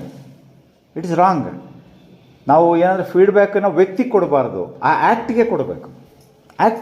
ಆ ಒಂದು ಏನು ಚಟುವಟಿಕೆ ಮಾಡಿರ್ತಾನಲ್ಲ ಆ ಚಟುವಟಿಕೆ ಕೊಡಬೇಕು. ನಾವೇ ಮಾಡ್ತೀವಿ, ಏನೋ ಒಂದು ತಪ್ಪು ಮಾಡ್ದಾನೆ, ನೀನು ದಡ್ಡ, ನೀನು ಯೂಸ್ಲೆಸ್ ಅಂತೀವಿ ನಾವು. ನೀನು ಮಾಡಿರೋ ಈ ಚಟುವಟಿಕೆ ನನಗೆ ಸಮ್ಮತ ಅಲ್ಲ, ನನಗೆ ಅದು ಇಷ್ಟ ಆಗಲಿಲ್ಲ. ಎಷ್ಟು ಇಷ್ಟ ಆಗಲಿಲ್ಲ ಅಂದರೆ ಸಾಕು, ಅವ್ರಿಗೆ ಅರ್ಥ ಆಗುತ್ತೆ. ಇನ್ನೂ ಅದರಲ್ಲೇ ಬೇರೆ ಬೇರೆ ಪದಗಳಿದ್ದಾವೆ ಫೀಡ್ಬ್ಯಾಕ್ ಕೊಡಬೇಕಾದ್ರೆ. ನನ್ನ ಮನಸ್ಸಿಗೆ ನೋವಾಯಿತು, ಈ ರೀತಿ ನೀನು ನಡ್ಕೋಬಾರ್ದಾಗಿತ್ತು, ನೀನು ಈ ರೀತಿ ನಡ್ಕೊಳ್ತೀಯ ಅಂತ ನನಗೆ ಅಂದ್ಕೊಂಡಿರಲಿಲ್ಲ. This are all the ways to give feedback. ಇದು ಜನರಲ್ ಆಗಿ. ಮಕ್ಕಳಿಗೆ ಅಂಕಗಳಿಗೆ ಸಂಬಂಧಪಟ್ಟಂಗೆ ಕೊಡ್ತೀರಾ ಅಂತ ಹೇಳಿದ್ರೆ, ವಿಜ್ಞಾನದಲ್ಲಿ ಇಷ್ಟು ಅಂಕ ತೆಗೆದಿದೆಯಾ, ನಿನಗಿನ್ನೂ ಸಾಮರ್ಥ್ಯ ಹೆಚ್ಚಿದೆ, ನೀನು ಈ ವಿಜ್ಞಾನದಲ್ಲಿ ಈ ಒಂದು ಪರಿಕಲ್ಪನೆ, ಈ ಕಾನ್ಸೆಪ್ಟನ್ನು ನೀನು ಹೆಚ್ಚು ಅರ್ಥೈಸಿಕೊಂಡಿಲ್ಲ, ಅದಕ್ಕೆ ಸ್ವಲ್ಪ ಹೆಚ್ಚು ಗಮನ ಕೊಡು. This is feedback. ನಾವೇನು ಮಾಡ್ತೀವಿ, ಮ್ಯಾಥ್ಸಲ್ಲಿ ಕಮ್ಮಿ ಬಂತು, ಯೂಸ್ಲೆಸ್ಸು, ನೀನು ಈ ಗಣಿತನೇ ತಲೆಗತ್ತಲ್ಲ ಅಂದ್ಬಿಡ್ತೀವಿ ನಾವು. ನಮ್ಮ ಫೀಡ್ಬ್ಯಾಕ್ ಯಾವತ್ತೂ should not be directed towards person, it should be directed towards the act, behaviour. So ಆಗ ಪರಿವರ್ತನೆಗೆ ಅದು ಕನ್ಸ್ಟ್ರಕ್ಟಿವ್. ಮನಸ್ಸಿಗೆ ನೋವು ಮಾಡಬಾರ್ದು, ಘಾಸಿ ಮಾಡಬಾರ್ದು. ನಮ್ಮ ಫೀಡ್ಬ್ಯಾಕು ನಮಗದು ಕೊಡೋಕ್ಕೆ ಬರಲ್ಲ, ಅದು ಕಲಿಯೋದೇ ಇಲ್ಲ ನಾವು ಅದನ್ನು. ಆ ಸೂಕ್ಷ್ಮತೆಗಳೇ ನಾವು ರೂಢಿಸ್ಕೊಳ್ಳಲ್ಲ. ಯಾರು ಆ ಸೂಕ್ಷ್ಮತೆ ರೂಢಿಸ್ಕೊಳ್ತಾರೆ, ನಿಜವಾಗ್ಲೂ ಅವರು ಆ ಸೂಕ್ಷ್ಮ ಸಂವೇದಿ ಶಿಕ್ಷಕ ಏನಿದ್ದಾರೆ ಸಮಾಜದ ಆಸ್ತಿ ಆಗ್ತಾರೆ ಅವರು. ಅಂತಹ ಒಂದು ಸನ್ನಿವೇಶದಲ್ಲಿ ಈಗೇನು ಸ್ವಾಮೀಜಿ ಹೇಳಿದ್ರೆ, ಅಂತಹ ಯಾವುದೇ ವಿದ್ಯಾರ್ಥಿ ಜೀವನಕ್ಕೆ ವಿಮುಖ ಆಗೋದಕ್ಕೆ ಬಿಡಲ್ಲ ಅವರು. ಅವ್ರಿಗೆ ಗೊತ್ತಾಗ್ಬಿಡುತ್ತೆ, ನನ್ನ ವಿದ್ಯಾರ್ಥಿ ಹಿಂಗಾಗ್ತಾ ಇದ್ದಾನೆ, ಅವ್ರ ಮನೆಯಲ್ಲಿ ಈ ಥರ ಪರಿಸರ ಇದೆ.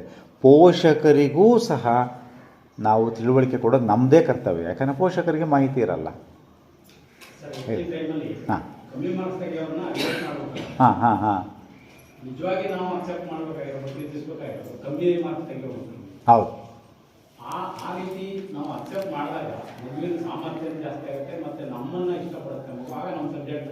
ಖಂಡಿತವಲ್ಲ ಸರ್. ಇದು ನಾನು ಹೆಚ್ಚಿನ ಶಿಕ್ಷಕರು ನನ್ನ ಸ್ಕೂಲಲ್ಲಿ ನಾನು ಗಮನಿಸಿದೆ, ಕಮ್ಮಿ ಮಾರ್ಕ್ಸ್ ಆದರೆ ಇವನೇನು ಪ್ರಯೋಜನ ಇಲ್ಲ ಅಂತ ಅವನು ಫುಲ್ ರಿಜೆಕ್ಟ್ ಮಾಡಿದಾಗ ಅದು ಒಂದು ತೀರ್ಮಾನಕ್ಕೆ ಬಂದ್ಬಿಡ್ತೀವಿ ನಾವು. ಅವರು ಮಾದೇವ ಸ್ವಾಮಿ ಅವರು ಹೇಳೋದು ನನಗೇನು ಅರ್ಥ ಆಗ್ತದೆ ಅಂದರೆ, ತೀರ್ಮಾನಕ್ಕೆ ಬಂದ್ಬಿಡ್ತೀವಿ ನಾವು. ಏನಂದರೆ ಇವನು ಕಲಿಯಲ್ಲ. ನಾವು ತೀರ್ಮಾನ ಬಂದರೆ ಅವ್ರ ಮನಸ್ಸಿನಲ್ಲೂ ಸಹ ಅದೇ ತೀರ್ಮಾನ ಬರುತ್ತೆ. ಯಾವುದೇ ಒಬ್ಬ ವಿದ್ಯಾರ್ಥಿಯಲ್ಲಿ ಅಥವಾ ನಮಗೆ ಆಗಲಿ ಒಂದು ವಿಷಯವನ್ನು 10 ಸರಿ ಹೇಳಿದ್ರೆ ಅದು 11ನೇ ಸರಿಗೆ ಆಗಲಿ ಹೇಳೋದೇ ಬೇಡ, ನಾನು ದಡ್ಡನೇ, ನೀನು ಜಾಣ ಕೊಂಡ್ರೆ ಇಲ್ಲ ನಮ್ಮ ಟೀಚರ್ ಹೇಳಿದ ನನ್ನ ದಡ್ಡ.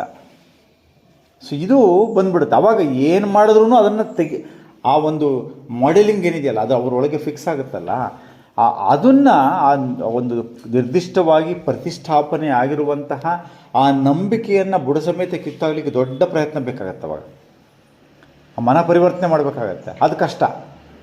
ಅದು ನೀವೇ ಮಾಡಬೇಕು ಅಂತಲ್ಲ, ನಿಮ್ಮ ಹಿಂದಿನ ತರಗತಿಗಳಲ್ಲಿ ಯಾರೋ ಶಿಕ್ಷಕರು ಮಾಡಿದ್ರೂ ಅದು ನಮ್ಮ ಗಮನಕ್ಕೂ ಬರಲ್ಲ ಅವಾಗ.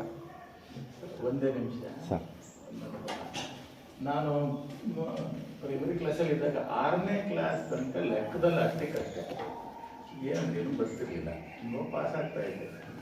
ಆಮೇಲೆ 7ನೇ ಕ್ಲಾಸ್ಗೆ ಸ್ಕೂಲ್ ಬದಲಾವಣೆ ಮಾಡಿದ್ದಾಯಿತು. ಬಂದ ಮೇಲೆ ಅಲ್ಲೂ ಅಷ್ಟೇ ನನಗೇನು ಮಗ್ಗಿ ಬರ್ತಾ ಇರಲಿಲ್ಲ, ಏನೂ ಬರ್ತಾ ಇರಲಿಲ್ಲ. ಅವರು ಎಂ ಚಂದ್ರಶೇಖರ್ ಅಂತ ಒಬ್ಬರು ಮೇಷ್ಟ್ರು. ಅವರು ಒಂದು ಸ್ವಲ್ಪ ಅರ್ಥ ಮಾಡ್ಕೊಂಡು ಎನ್ಕರೇಜ್ ಮಾಡೋಕೆ ಶುರು ಮಾಡಿದ್ರು. ಹೆಂಗೆ ಮಾಡಿದ್ರು ಅಂದರೆ, ಒಂದು 2 ತಿಂಗಳಿನಲ್ಲಿ ನಾನು ಗಣಿತನ ಎಷ್ಟು ಇಷ್ಟಪಡಕ್ಕೆ ಶುರು ಮಾಡಿದ್ದಷ್ಟೇ ಅಲ್ಲದೆ ಗಣಿತದಲ್ಲಿ 100ಕ್ಕೆ 100 ನೋಡಿ. ಆಮೇಲೆ ಮಗ್ಗಿ ಕಾಂಪಿಟೇಷನ್ ಮಾಡೋದು ಎಲ್ಲ ರ್ಯಾಂಡಮ್ ಆಗಿ ಹೇಳಬೇಕು. ಫಸ್ಟ್ ಪ್ರೈಸ್ ಬಂದ್ಬಿಡ್ತು. ಹಂಗೆ ಮಾಡಿದ್ರು ಅವರು 7ನೇ ಕ್ಲಾಸ್. ಎಷ್ಟರ ಮಟ್ಟಿಗೆ ಅಂದರೆ ಅವರು ತುಂಬ ಚೆನ್ನಾಗಿ ಕಥೆನೂ ಹೇಳ್ತಾ ಇದ್ರು. ಒಂದ್ಸಲ ಸ್ಕೂಲ್ ಕ್ಲಾಸಿಗೆ ಬಂದ್ಬಿಟ್ರು, ನೋಡ್ರೋ ಇವತ್ತು ನಾನು ನಿಮಗೆ ಕತೆ ಹೇಳಬೇಕು ಅಂತ ಇದ್ದೀನಿ, ಕತೆ ಹೇಳೋ ಲೆಕ್ಕ ಮಾಡ್ಲು. ಸರ್ ಕತೆ ಬೇಡ ಸರ್, ಲೆಕ್ಕ ಮಾಡಿ ಅಂತ ಹೇಳಿದ್ದೆ ನಾನು. ನೀವು ಹೇಳಿದ್ರಿ? ನಾನೇ ಹೇಳಿದ್ದೆ. ಗಣಿತ ಅಂದ್ರೆ ಬೇಡ ಅನ್ನೋರು ಆ ಸ್ಥಿತಿಗೆ ತಂದ್ರು. ಗಣಿತದಲ್ಲಿ 100ಕ್ಕೆ 100 7ನೇ ಕ್ಲಾಸ್. ಆಮೇಲೆ ಮತ್ತೆ ಇದೇ ಗ್ರಾಫ್ ಹೈಸ್ಕೂಲಿಗೆ ಸೇರ್ಕೊಂಡ್ಮೇಲೆ ಮತ್ತೆ ನಮ್ಗೆ ಶಾಲೆ ಉಪಾಧ್ಯಾಯ ಭಯಂಕರವರೊಬ್ಬರು ಸಿಕ್ತು. ಹಂಗೆ ಸಿಕ್ಕ ಮೇಲೆ ಮತ್ತೆ ಗಣಿತದಲ್ಲಿ ಗಣಿತ ಯಾಕಾದ್ರೂ ಬೇಕಪ್ಪ ಅನ್ನೋ ಸ್ಥಿತಿಗೆ ಬಂದಿದೆ. ಅಂದ್ರೆ ಹೇಳೋದು, ನಾನು ಗಣಿತದಲ್ಲಿ ಬುದ್ಧಿವಂತನ ದಡ್ಡನ ನೋಡ್ರಿ ಓದ್ದೇ ಇರೋರು ಬುದ್ಧಿವಂತರಾದ್ರು ಮತ್ತೆ and it depends on teacher ಅಂತ ಇಲ್ಲಿ ಸ್ಪಷ್ಟವಾಗಿ ಗೊತ್ತಾಗತ್ತೆ. ಇದು ಒಂದು ಕೇಸ್ ಅಂತ ತಗೊಂಡ್ರೆ ನಾವು ಇದನ್ನ ಸಾಹಿತ್ಯ ಮಾಡಿದ್ರು PVC ಅವರ ಸೈನ್ಸ್. ಸೊ ಹೀಗೆ ನೋಡಿ, ನಮ್ಮೆಲ್ಲ ಆತ್ಮಾವಲೋಕನ ಮಾಡ್ಕೊಳ್ಳಿಕ್ಕೆ ಒಂದು ಒಳ್ಳೆಯ ಒಂದು ಪ್ರಕರಣವನ್ನು, ಜೀವಂತ ಪ್ರಕರಣವನ್ನು ಅವರೇ ಕೊಟ್ಟಿದ್ದಾರೆ, ನಿದರ್ಶನ. ಸೊ ಇದು ಏನು ತೋರಿಸುತ್ತೆ ಅಂದರೆ ನಮ್ಮ ಬಾಧ್ಯತೆ ಎಷ್ಟಿದೆ ಶಿಕ್ಷಕರಾಗಿರೋವಂಥವ್ರಿಗೆ ಅನ್ನುವಂಥದ್ದು. ಸೊ ಇದು ಈ ರೀತಿಯಲ್ಲಿ ಶಿಕ್ಷಕ ಪ್ರೀತಿಸುವಂತೆ ಮಾಡಬೇಕು ಅನ್ನೋವಂಥದ್ದೇನಿದೆ, ತಮ್ಮೆಲ್ಲ ಚರ್ಚೆ ಮಾಡೋಣ. ಬೋಧನಾ ವಿಧಾನಗಳು ಯಾವ್ಯಾವ ರೀತಿಯ ಬೋಧನಾ ವಿಧಾನಗಳನ್ನು ನಾವು ಮಾಡಿದ್ರೆ ಮಕ್ಕಳಿಗೆ ಇಷ್ಟ ಆಗುತ್ತೆ ಮತ್ತು ಚೆನ್ನಾಗಿ ಕಲಿತಾರೆ ಅನ್ನುವಂಥದ್ದು. ಸೊ ಇದರ ಹೇಳ್ತಾರೆ, ಈ ಕಲಿಕೆಯ ಮಾಪನದಲ್ಲಿ ರಚನಾತ್ಮಕ ಮತ್ತು ಸಂಕಲನಾತ್ಮಕ ಇದೆ. ನಿಮ್ಗೆ ಗೊತ್ತು, formative assessment and summative assessment. ರಚನಾತ್ಮಕ ಅಂದರೆ ನಿರಂತರವಾಗಿ ನಾವು ಕಲಿಕೆಯ ಮಾಪನವನ್ನು ಮಾಡ್ತಕ್ಕಂಥ ತರಗತಿಗಳಲ್ಲಿ, ಪ್ರಯೋಗಾಲಯದಲ್ಲಿ, ಗ್ರಂಥಾಲಯದಲ್ಲಿ ಅಥವಾ ಯಾವುದಾದ್ರೂ ಒಂದು ಸನ್ನಿವೇಶದಲ್ಲಿ ಅದೆಲ್ಲವೂ ಸಹ ರಚನಾತ್ಮಕ ಅಂತ ಅನ್ನಿಸ್ಕೊಳ್ಳುತ್ತೆ. ವೀಕ್ಷಣೆ ಮಾಡೋದ್ರ ಮೂಲಕ ಒಂದು ಪಾಠ ಮಾಡಿರ್ತೀರಿ, ಆವಾಗಲೇ ನೀವು ಏನಾದರೂ ಒಂದು ಪ್ರಶ್ನೆಯನ್ನು ಕೇಳುವಂಥದ್ದು, ನೀವು ಬರೀ ಅಂತ ಹೇಳುವಂಥದ್ದು, ಆವಾಗಲೇ ಗೊತ್ತಾಗತ್ತೆ ನಿಮಗೆ. ಅಂದರೆ ಪಾಠದ ಜೊತೆಗೇ ಸಾಗುತ್ತೆ ರಚನಾತ್ಮಕ. ಯಾವತ್ತೋ ಒಂದು ಫಸ್ಟ್ ಟೆಸ್ಟ್ ಬರೋವರೆಗೂ ಅಥವಾ ಫಸ್ಟ್ ಟರ್ಮ್ ಬರೋವರೆಗೂ ಕಾಯಬೇಕಾಗಿಲ್ಲ ಫಾರ್ಮೇಟಿವ್ ಅಸೆಸ್ಮೆಂಟ್. ಸಮೇಟಿವ್ ಅಂತ ಹೇಳಿದ್ರೆ ಒಂದು ಅವಧಿಯ ಕೊನೆಗೆ ಮಾಡುವಂಥದ್ದು ಸಮೇಟಿವ್ ಅಂತ. ಸೊ ಇದರೊಳಗಡೆ ಫಾರ್ಮ್ಸ್ ಆಫ್ ಅಸೆಸ್ಮೆಂಟ್, ಮಾಪನದ ರೂಪಗಳು ಬೇರೆ ಬೇರೆ, 3-4 ರೂಪದಲ್ಲಿ ಅಸೆಸ್ಮೆಂಟ್ಸನ್ನು ನಾವು ಮಾಡ್ತೇವೆ. ಒಂದು ಏನು ಲಿಖಿತವಾಗಿ ಮಾಡ್ತೇವೆ, ಲಿಖಿತವಾದ ಒಂದು ಮಾಪನ. ಇನ್ನೊಂದು ಮೌಖಿಕವಾದ ಮಾಪನ. ಇನ್ನೊಂದು ಪ್ರಾಯೋಗಿಕವಾದ ಮಾಪನ. ಒಂದು ಓರಲ್ ಟೆಸ್ಟ್ಸು, ಇನ್ನೊಂದು ರಿಟರ್ನ್ ಟೆಸ್ಟ್ಸು, 3ನೇದು ಪ್ರಾಕ್ಟಿಕಲ್ ಟೆಸ್ಟ್. ಸೊ ಇವುಗಳು ಎಲ್ಲವುಗಳನ್ನು ಪ್ರತಿನಿತ್ಯ ಆಗಾಗ್ಗೆ ಬಳಸ್ತಾ ಇದ್ದರೆ ಮಾತ್ರ ಮಕ್ಕಳು ಹೇಗೆ ಕಲಿತಾ ಇದ್ದಾರೆ, ನನ್ನ ತರಗತಿ ಕಲಿಕಾ ಅನುಭವಗಳು ಹೇಗೆ ನಡೀತಾ ಇದೆ ಅಂತ ಗೊತ್ತಾಗ್ಲಿಕ್ಕೆ ಸಾಧ್ಯ. ಲಿಖಿತ ಓರಲ್ ಅಂತ ಬಂದಾಗ ಜೋರಾಗಿ ಓದಿಸ್ತಕ್ಕಂಥದ್ದು. ಒಂದು ಟೆಕ್ಸ್ಟನ್ನು ಕೊಟ್ಟು, ಪಠ್ಯವನ್ನು ಕೊಟ್ಟು ಜೋರಾಗಿ ಓದಲಿಕ್ಕೆ ಹೇಳಿದಾಗ ಆ ವಿದ್ಯಾರ್ಥಿ ಹೇಗೆ ಓದ್ತಾನೆ, ಯಾವ ರೀತಿಯಲ್ಲಿ ಅವನ ಒಂದು ಉಚ್ಚಾರಣೆ ಹೇಗಿದೆ, ಇವೆಲ್ಲವೂ ಸಹ ಗೊತ್ತಾಗ್ತದೆ. ಯಾವ ರೀತಿಯಲ್ಲಿ ಅರ್ಥ ಮಾಡ್ಕೊಂಡಿದ್ದಾನೆ ಅನ್ನುವಂಥದ್ದು ಗೊತ್ತಾಗ್ತದೆ. ಆಮೇಲೆ ಆಲಿಸುವುದು, ಸ್ಪಂದಿಸುವುದು. ಶಿಕ್ಷಕರು ಏನಾದರೂ ಒಂದು ಟೆಕ್ಸ್ಟನ್ನು ಓದಿದಾಗ ಅಥವಾ ಒಂದು ವಿವರಣೆಯನ್ನು ಕೊಟ್ಟಾಗ ಆಲಿಸ್ತಕ್ಕಂಥದ್ದು, ಅದು ಸಹ ಯಾವ ರೀತಿಯಲ್ಲಿ ಆಲಿಸ್ತಾನೆ, ಆಲಿಸಿ ಹೇಗೆ ಸ್ಪಂದಿಸ್ತಾನೆ ವಿದ್ಯಾರ್ಥಿ. ಈಗ ಕೇಳಿಸ್ಕೊಂಡ್ರಲ್ಲ ನಾನು ಹೇಳಿದಂತಹ ಪದ್ಯವನ್ನು, ಆ ಪದ್ಯದಲ್ಲಿ ಯಾವ ರೀತಿಯಲ್ಲಿ ಏನು ವಿಷಯ ಕವಿ ಹೇಳ್ತಾ ಇದ್ದಾನೆ ಹೇಳಿ, ಕವಿಯ ಆಶಯ ಏನು. ಸೊ ಆವಾಗ ಏನಾಗುತ್ತೆ, ಆಲಿಸುವಿಕೆಯನ್ನು ನಾವು ಪರೀಕ್ಷಿಸ್ತಾ ಇದ್ದೀವಿ, ಸ್ಪಂದನೆಯನ್ನು ಪರೀಕ್ಷಿಸ್ತಾ ಇದ್ದೀವಿ, ಜೊತೆಗೆ ಅಭಿವ್ಯಕ್ತಿಯನ್ನು ಪರೀಕ್ಷಿಸ್ತಾ ಇದ್ದೀವಿ. ಅಭಿವ್ಯಕ್ತಿ ಅಂದರೆ ಆ ಕಲಿಕೆ ಆಗಿರುವಂಥ ಕಲಿಕೆಯನ್ನು ಹೇಗೆ ಎಕ್ಸ್ಪ್ರೆಸ್ ಮಾಡ್ತಾನೆ ವಿದ್ಯಾರ್ಥಿ. ಅದು ಯಾವತ್ತೋ ಮಾಡೋಕ್ಕಾಗಲ್ಲ. ರಿಟರ್ನ್ ಟೆಸ್ಟಲ್ಲಿ ನೀವು ಅಭಿವ್ಯಕ್ತಿಯನ್ನು ಪತ್ತೆ ಹಚ್ಚಲಿಕ್ಕೆ ಆಗಲ್ಲ. ವಿವರಣೆ, ಒಂದು ವಿಷಯವನ್ನು ಹೇಗೆ ವಿವರಿಸ್ತಾನೆ ವಿದ್ಯಾರ್ಥಿ ಅನ್ನುವಂಥದ್ದನ್ನು ನಾವು ರಿಟರ್ನ್ ಟೆಸ್ಟಲ್ಲಿ ಮಾಡಲಿಕ್ಕೆ ಆಗಲ್ಲ. ಅದಕ್ಕೆ ನಾವು ಓರಲ್ ಟೆಸ್ಟಲ್ಲೇ ಮಾಡಬೇಕಾಗತ್ತೆ. ಓರಲಲ್ಲಿ ನಾವು ಪ್ರತಿದಿನ ಇಲ್ಲಿವರೆಗೆ ಎಲ್ಲ ಆಶ್ರಮಗಳಲ್ಲಿ ನಾವು ರಾತ್ರಿ ಸರ್ ಎಲ್ಲ ಸನ್ಯಾಸಿಗಳು ಕೂತ್ಕೋತೀವಿ, ಒಬ್ಬರು ಓದ್ತಾರೆ ಜೋರಾಗಿ, ಎಲ್ಲರೂ ಕೇಳಿಸ್ಕೊಂತಾರೆ. ಅವಾಗ ನಮ್ಮ ಪ್ರೊನೌನ್ಸಿಯೇಷನ್ ಸರಿ ಆಗುತ್ತೆ, ಈ ತರ ಪ್ರೊನೌನ್ಸ್ ಮಾಡ್ಬೇಕಂತ ಹೇಳ್ತಾರೆ, ಅದ್ರ ಬಗ್ಗೆ ಕಮೆಂಟ್ಸ್ ಮಾಡ್ತಾರೆ, 15 ನಿಮಿಷ ಕ್ಲಾಸ್ ಇರುತ್ತೆ ಸರ್ ಪ್ರತಿದಿನ. ಓರಲ್ಲಲ್ಲಿ ಎಷ್ಟು ಚೆನ್ನಾಗಿದೆ. ಅವಾಗ 2 ಥರ ಆಗುತ್ತೆ. ಸ್ವಾಮೀಜಿ ಹೇಳಿದಾಗ ಅವರೊಬ್ಬರು ಸರದಿ ಪ್ರಕಾರ ಎಲ್ಲರ ಹತ್ರ ಓದಿಸೋದು. ಅವಾಗ ಏನಾಗುತ್ತೆ, ಪ್ರತಿಯೊಬ್ಬರದ್ದು ಓದುವ ಸಾಮರ್ಥ್ಯ ಗೊತ್ತಾಗುತ್ತೆ, ಆಮೇಲೆ ಕೇಳಿಸ್ಕೊಳ್ಳೋದು ಗೊತ್ತಾಗುತ್ತೆ, ಸ್ಪಂದನೆ ಗೊತ್ತಾಗುತ್ತೆ, ಅಭಿವ್ಯಕ್ತಿ ಗೊತ್ತಾಗುತ್ತೆ, ಆಲೋಚನಾ ಶೈಲಿ ಗೊತ್ತಾಗುತ್ತೆ. ಸೊ ಇವೆಲ್ಲವೂ ಸಹ ವಿವರಿಸುವಂತಹ ಇದು ತಾರ್ಕಿಕ ಆಲೋಚನೆಗಳು ಬರುತ್ತೆ, ಚರ್ಚೆ ಮಾಡುವಂಥ ಇದರಲ್ಲಿ ಚರ್ಚೆ ಬರುತ್ತೆ. ಅಲ್ಲಿ ಓರಲಲ್ಲಿ ಅದು ಬರುತ್ತೆ ಚರ್ಚೆ. ಕೂತ್ಕೊಂಡಿರ್ತಾರೆ, ಹಾಂ, ಅದೇನೋ ಒಂದು ಸೆಂಟೆನ್ಸ್ ಬಂದ ತಕ್ಷಣ ಓ ಇದು ಅಲ್ಲಿದ್ದು ರೆಫರೆನ್ಸ್ ಅಲ್ವಾ ಅಂತಾರೆ. ಅದೇ ಒಂದು ಡಿಸ್ಕಷನ್ ನೋಡಿ, ಅವಾಗ ನೆನಪು ಬರುತ್ತೆ, ಕನೆಕ್ಷನ್ ಬರುತ್ತೆ. ಅವಾಗ ಇದು ಹಿಂದೆ ಮಾತಾಡಿದ್ದು ಇದು. ಸೊ ಇದು ಬಹಳ reading class, reading class, night reading class, night reading class ಎಲ್ಲ ಆಶ್ರಮಗಳಲ್ಲಿ ಇರುತ್ತೆ. ಯಾರ್ಯಾರು ಭಾಗವಹಿಸ್ತಾರೆ ಸ್ವಾಮೀಜಿ ಅದರಲ್ಲಿ? ಎಲ್ಲ ನಮ್ಮ ಸನ್ಯಾಸಿಗಳು. ಸನ್ಯಾಸಿಗಳು. ನಾವು ಇಡೀ ಆಶ್ರಮದಲ್ಲಿ ಇರ್ತೇವಲ್ಲ, ಆ ಸಮಯ ನಾವೆಲ್ಲ ಒಟ್ಟಿಗೆ ಕೊಡುವಂತ ಸಮಯ. ಅಲ್ಲಿ ಕುತ್ಕೊಂಡು ಒಬ್ರು ಓದ್ತಾರೆ, 15 ನಿಮಿಷ ಓದ್ತೀವಿ, ಆಮೇಲೆ ಒಂದು 5 ನಿಮಿಷ ಅದ್ರ ಬಗ್ಗೆ ಏನಾದ್ರು ಡಿಸ್ಕಷನ್ಸ್ ಮಾಡ್ತೀವಿ, ಆಮೇಲೆ ರೂಮ್ ಹೋಗ್ತೀವಿ. ನೋಡ್ರಿ, ಶಿಕ್ಷಣ ಒಂದು ಭಾಗ ಅಷ್ಟೇ ಸನ್ಯಾಸಿಗಳಿಗೆ. ಅವರು ಅವನ್ನ ಮಾಡ್ಬೇಕಾದ್ರೆ ನಾವು ಮಾಡ್ಬೇಕಲ್ವಾ? ನಮ್ಮ ಕ್ಲಾಸ್ ರೂಮಲ್ಲಿ ಓರಲ್ ಇದನ್ನು ಎಷ್ಟು ಮಾಡ್ತೀವಿ ನಾವು? Whether we are doing oral tests. ಇವ್ರು ಕೂಡ ಸರ್ ಮನೆಗಳಲ್ಲಿ ಎಲ್ಲರೂ ಕುತ್ಕೊಳ್ಳೋದು, ಮಗುವಿನಿಂದ ಒಂದು ಪುಸ್ತಕ, ಒಳ್ಳೆ ಪುಸ್ತಕ ಕೊಡೋದು, ಅವ್ನು ಓದ್ಬೇಕು. ಇವರೆಲ್ಲರೂ ಕೇಳಿಸ್ಕೊಳ್ಳೋದು 10 ನಿಮಿಷ, ಆಮೇಲೆ ಇದು ಎಷ್ಟು ಚೆನ್ನಾಗಿರುತ್ತೆ ನೋಡ್ರಿ. ಓರಲ್ ಟೆಸ್ಟ್ ನಾವು ಮಾಡ್ತೀವಿ ಸ್ವಾಮೀಜಿ. ಹೆಂಗೆ ಮಾಡ್ತೀವಿ ಅಂದರೆ, ಓರಲ್ ಟೆಸ್ಟ್ನ ಪರೀಕ್ಷೆ ಮಾಡೋಕ್ಕೆ ಮಾತ್ರ ಮಾಡ್ತೀವಿ, ಅದು ಬೇರೆ. ಏನೋ ಮಾರ್ಕ್ಸ್ ಹಾಕ್ಲಿಕ್ಕೆ ಮಾಡೋದು ಬೇರೆ. ಯಾವುದು ನಮಗೆ ಓರಲ್ ಟೆಸ್ಟ್ನ ಅದೆಲ್ಲ ನಾನು ಹೇಳ್ತೇವೆ, ನಾವು ಮಾತಾಡ್ತಿರೋದು. ಮಾಡ್ತೀನಿ, ನಾನು ಮಾತಾಡ್ತಿರೋದು. ಅದು ಏನಂದರೆ, ನಾನು ಯಾವ ಹಿನ್ನೆಲೆಯಲ್ಲಿ ನಾವು ಮಾಡ್ತೀವಿ, ಎಲ್ಲ ವಿದ್ಯಾರ್ಥಿಗಳಿಗೂ ಇನ್ವಾಲ್ವ್ ಆಗ್ತದಾ? ಇವೆಲ್ಲವೂ ಹೆಂಗೆ ಗೊತ್ತಾ? ಪ್ರಶ್ನೆ ಏನು ಅಂದರೆ, ನೀವು ಬೇಕಾದ್ರೆ ಅಬ್ಸರ್ವ್ ಮಾಡಿ, ನೀವು ಪ್ರೇಯರೆಲ್ಲ ಅವಕಾಶ ಕೊಡ್ತೀವಿ, ಎಷ್ಟು ಮಕ್ಕಳು ಭಾಗವಹಿಸ್ತಾರೆ, ಯಾರು ಭಾಗವಹಿಸ್ತಾರೆ, ಇಡೀ ಒಂದು ವರ್ಷದಲ್ಲಿ ಅನಲೈಸ್ ಮಾಡಿರಿ ನೀವು. ಬಂದಿರೋರೇ ಬಂದಿರ್ತಾರೆ, ಬರದೇ ಇರೋರು ಬರೋದೇ ಇಲ್ಲ, ಇರುತ್ತೆ. ಅಲ್ಲ, ಅದನ್ನು ನೀವು ಮಾಡ್ತೀರಾ ಅಂದರೆ ನಿಮ್ಗೆ ಖಂಡಿತವಾಗ್ಲೂ ನೀವು ಅಭಿನಂದನಾರ್ಹರು, ಪ್ರಶಂಸಾರ್ಹರು, ನಮ್ಮೆಲ್ಲರ ಗೌರವಕ್ಕೆ ಅರ್ಹರು.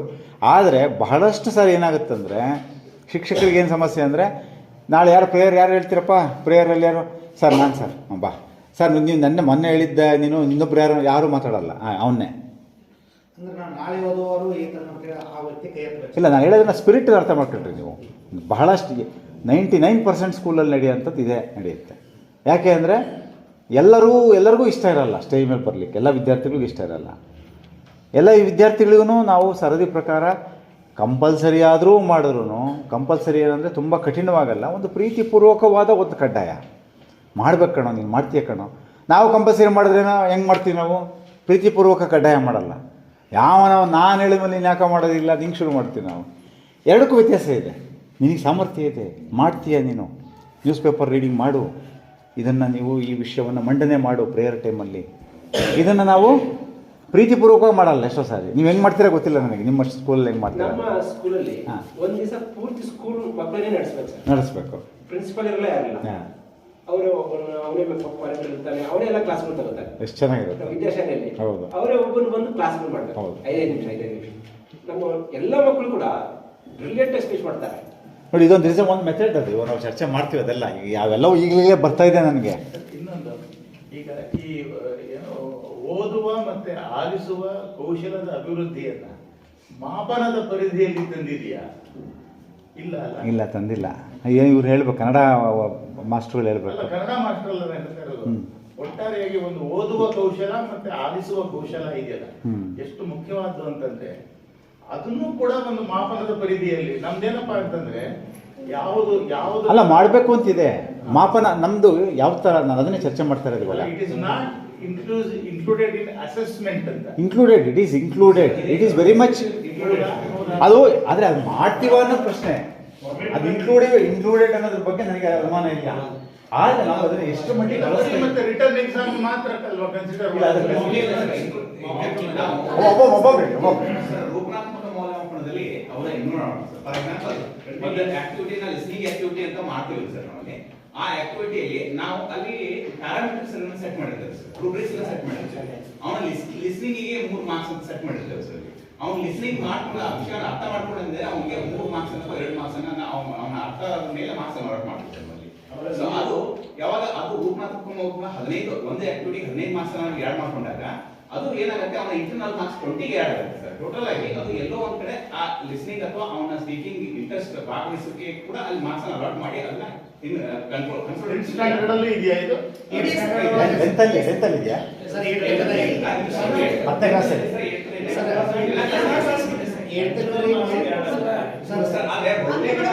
ಒಬ್ಬ ಪ್ಲೀಸ್. ಬಹುತೇಕ ನಾವೇನ್ ಮಾಡ್ತೀವಿ ಅಂತಂದ್ರೆ ಅದ್ರ ಬಗ್ಗೆ ಅರಿವಿಲ್ಲದಂತ ಸಂದರ್ಭದಲ್ಲಿ ಅಂದ್ರೆ ಲಿಸ್ನಿಂಗ್ ಸ್ಪೀಕಿಂಗ್ ಒಬ್ಬ ಲ್ಯಾಂಗ್ವೇಜ್ ಟೀಚರ್ ಆಗಿ ಕೊಡದೆ ನಾವೇನ್ ಮಾಡ್ತೀವಿ ಅಂದ್ರೆ ಪ್ರೊಜೆಕ್ಟ್ಗಳಿಗೆ ಹೆಚ್ಚಿನ ಪಟ್ಟು ಕೊಟ್ಟು ಅವಾಗ ಆ ಲಿಸ್ನಿಂಗ್ ಸ್ಪೀಕಿಂಗ್ ಅವಕಾಶ ತಪ್ಪಿಸ್ತಾ ಇದೆ ಸರ್ ಮೇನ್ ಇಂಪಾರ್ಟೆಂಟ್. ಆದ್ರೆ ಹಾಗಾಗಿ ಅದು ಆಕ್ಟಿವಿಟಿ ಮಾಡೋ ಉದ್ದೇಶ ಮೂಲ ಉದ್ದೇಶನೇ ಬೇರೆ ಇದೆ. ಇಲ್ಲಿ ಅವಕಾಶ ಕೊಡಬೇಕು. ಈಗ ಇಲ್ಲಿ ಎರಡನ್ನ ನಾವು ಗಮನಿಸಬೇಕಾಗಿರೋದು. ಸರ್ ಕೇಳ್ತಿರೋದು ಮಾಪನದಲ್ಲಿ ಕೇಳ್ತಾ ಇದ್ದಾರೆ. ನಾನು ಚರ್ಚೆ ಮಾಡ್ತಿರೋದು ಅಂದರೆ ತರಗತಿಗಳಲ್ಲಿ ನಾವು ಬೋಧನೆ ಮಾಡಬೇಕಾದ್ರೆ ಇದನ್ನು ಒಂದು ಕಲಿಕೆಯ ವಿಧವಾಗಿ, ಬೋಧನೆಯ ವಿಧವಾಗಿ ಅದನ್ನು ಬಳಸಿ ಅಲ್ಲೇ ಮಾಪನ ಮಾಡ್ತಾ ಕಲಿಸ್ತಕ್ಕಂಥದ್ದು. ಸರ್ ಚರ್ಚೆ ಕೇಳ್ತಿರೋದು ಕೊನೆಗೆ ಎಂಡ್ ಇದರಲ್ಲಿ ಮಾಡೋದ್ರ ಬಗ್ಗೆ ಕೇಳ್ತಾ ಇದ್ದಾರೆ. ನಾವು ನಮ್ಮ ದಿನನಿತ್ಯದ ತರಗತಿಗಳಲ್ಲಿ ಇದನ್ನು ಬಳಸ್ತಾ ಹೋದರೆ, ಈಗ ಸ್ವಾಮೀಜಿ ಹೇಳೋಂಥದ್ದು ಇರ್ಬೋದು, ನಾನು ಹೇಳೋಂಥದ್ದಿರ್ಬೋದು. ಈಗ ವಿದ್ಯಾರ್ಥಿಗಳಿಗೆ ಅವರು ಮಾತನಾಡಲಿಕ್ಕೆ ಜೋರಾಗಿ ಓದಲಿಕ್ಕೆ ಅವಕಾಶ ಕೊಟ್ಟು ಅದನ್ನು ಸರಿಪಡಿಸ್ತಕ್ಕಂಥದ್ದು. ಹೇಗೆ ಓದ್ತಾನೆ ಏನು ದಿನನಿತ್ಯ ಕ್ಲಾಸಲ್ಲಿ ನಡಿಬೇಕಾಗಿರೋದೇ ಅಲ್ವಾ ಇದು. ಆಮೇಲೆ ಶಿಕ್ಷಕರು ಹೇಳಿದಾಗ ಅವರು ಆಲಿಸಿ ಅದಕ್ಕೆ ಸ್ಪಂದಿಸಿ ಅಭಿವ್ಯಕ್ತಿ ಮಾಡುವಂಥದ್ದು. ಹೇಗೆ ಅಭಿವ್ಯಕ್ತಿ ಮಾಡ್ತಾನೆ ಸರ್? ಈಗ ನಿರಂತರ ಮೌಲ್ಯಮಾಪನ ಇರೋದ್ರಿಂದ ದೈನಂದಿನ ಜೀವನದಲ್ಲಿ ಇದೇ ಎಷ್ಟು ನೋಡಿ, ಇದು ನಮ್ಮೆಲ್ಲರಿಗೂ ಗೊತ್ತಿದೆ. ಕಂಟಿನ್ಯೂಸ್ ಆ್ಯಂಡ್ ಕಾಂಪ್ರಿಹೆನ್ಸಿವ್ ಎವ್ಯಾಲ್ಯೂಯೇಷನ್, ನಿರಂತರ ಮತ್ತು ವ್ಯಾಪಕ ಮೌಲ್ಯಮಾಪನ ಅಂತ ಹೇಳ್ತೀವಿ ಸರ್. ಇದು ಇದೆ ಅಂತ ಎಷ್ಟರ ಮಟ್ಟಿಗೆ ನಾವು ಮಾಡ್ತಾ ಇದ್ದೀವಿ, ಆ ಪೇಪರ್ ಇದೆಯೋ ನಿಜವಾಗ್ಲೂ ನಾವು ಮಾಡ್ತಾ ಇದ್ದೀವೋ ಪ್ರಶ್ನೆ ಹಾಕ್ಕೊಳ್ಳಿ. ನನಗೆ ಉತ್ತರ ಕೊಡೋದು ಬೇಡ, ನೀವು ಪ್ರಶ್ನೆ ನನಗೆ ಗೊತ್ತಿದೆ ಎಷ್ಟು ಮಟ್ಟಿಗೆ ನಾವು ಇವೆಲ್ಲ ಎಷ್ಟು ಮಟ್ಟಿಗೆ ನಾವು ಇದನ್ನು ಮಾಡ್ತಾ ಇದ್ದೀವಿ ಅನ್ನೋದ್ರ ಬಗ್ಗೆ ನಮಗೆ ನಿಮಗೂ ಗೊತ್ತಿದೆ. ಪ್ರತಿ ಸಂಪುಟದಲ್ಲಿ ವಿಶೇಷವಾದ ದಾಖಲೆ ಮಾಡ್ತಾ ಇರ್ತೀವಿ ಸರ್.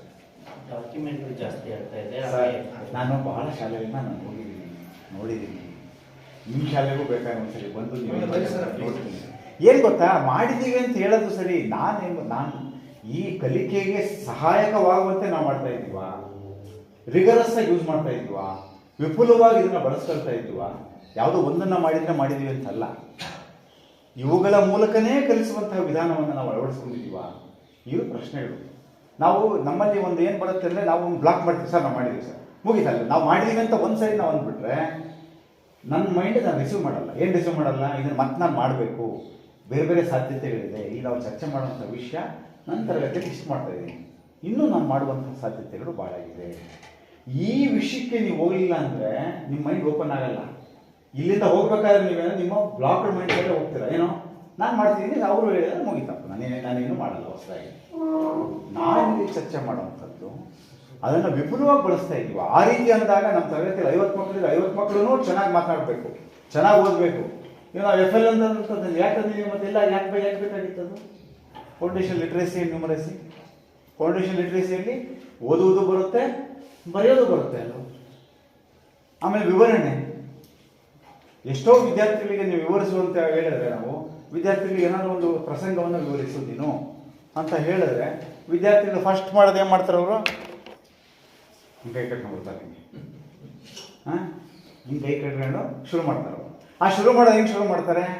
ಗ್ರಾಂಥಿಕವಾಗಿ ಶುರು ಮಾಡ್ತಾರೆ. ನೀವು ಅಬ್ಸರ್ವ್ ಮಾಡಿರ್ಬೋದು, ಗಮನಿಸಿದ್ರೆ ನಿಮ್ಮ ಶಾಲೆಯಲ್ಲಿ ನಿಮ್ಮ ತರಗತಿಯಲ್ಲಿ ಹೇಗೆ ಮಾಡ್ತಾರೆ ಗೊತ್ತಿಲ್ಲ ನನಗೆ. ಗ್ರಾಂಥಿಕವಾಗಿ ಅಂದರೆ ಪಠ್ಯಪುಸ್ತಕದ ಭಾಷೆಯನ್ನು ಬಳಸ್ಕೊಳ್ತಾ ಅವರು ವಿವರಣೆಯನ್ನು ಕೊಡಲಿಕ್ಕೆ ಹೋಗ್ತಾರೆ. ನಿಜವಾಗ್ಲೂ ಅದು ಕಲಿಕೆ ಆಗುತ್ತಾ? ಅದಲ್ಲ. ನಾನು ಎಷ್ಟೋ ಸಾರಿ ತರಗತಿಗಳು ಹೋದಾಗ ಅವ್ರ ಮಕ್ಕಳು ಕೈ ಬಿಡ್ರಿ, ಸಹಜವಾಗಿ ನೀವು ಹೇಳ್ರಿ. ಅವ್ರಿಗೆ ಏನೋ ಶಿಸ್ತಿನ ಸ್ವರೂಪದಲ್ಲಿ ನಿಂತು ಹೇಳಬೇಕು ಅನ್ನೋದು ಸರಿನೇ. ಆದರೆ ವಿವರಿಸಬೇಕಾದ್ರೆ ನಿಮಗೆ ಆಂಗಿಕವಾಗಿ ಬೇಕಾಗುತ್ತೆ, ಕೈ ಚಲನೆ ಬೇಕಾಗುತ್ತೆ, ಬಾಡಿ ಫ್ರೀ ಇರಬೇಕಾಗುತ್ತೆ, ವಿವರಣೆಯ ಶೈಲಿಯಲ್ಲಿ, ನಿರೂಪಣಾ ಶೈಲಿಯಲ್ಲಿ ಇವೆಲ್ಲವೂ ಬೇಕಾಗುತ್ತೆ. ಇದನ್ನು ಯಾರು ಹೇಳ್ಕೊಡ್ಬೇಕು? ಶಿಕ್ಷಕರು ಹೇಳ್ಕೊಡ್ಬೇಕು. ಅಭಿವ್ಯಕ್ತಿಯಲ್ಲಿ ಬರುವಂಥದ್ದಲ್ವಾ ಇದು?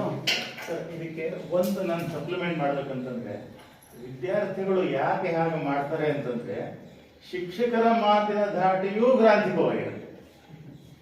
ನಮ್ಮಲ್ಲಿ 100ಕ್ಕೆ 90ರಷ್ಟು ಶಿಕ್ಷಕರು, ನಾನು ಹೋದ್ಸಲ ಅದ್ರ ಬಗ್ಗೆ ಒಂದು ಪ್ರಾಕ್ಟಿಕಲ್ ಇದೇನೆ ಮಾಡಿದ್ದೆ.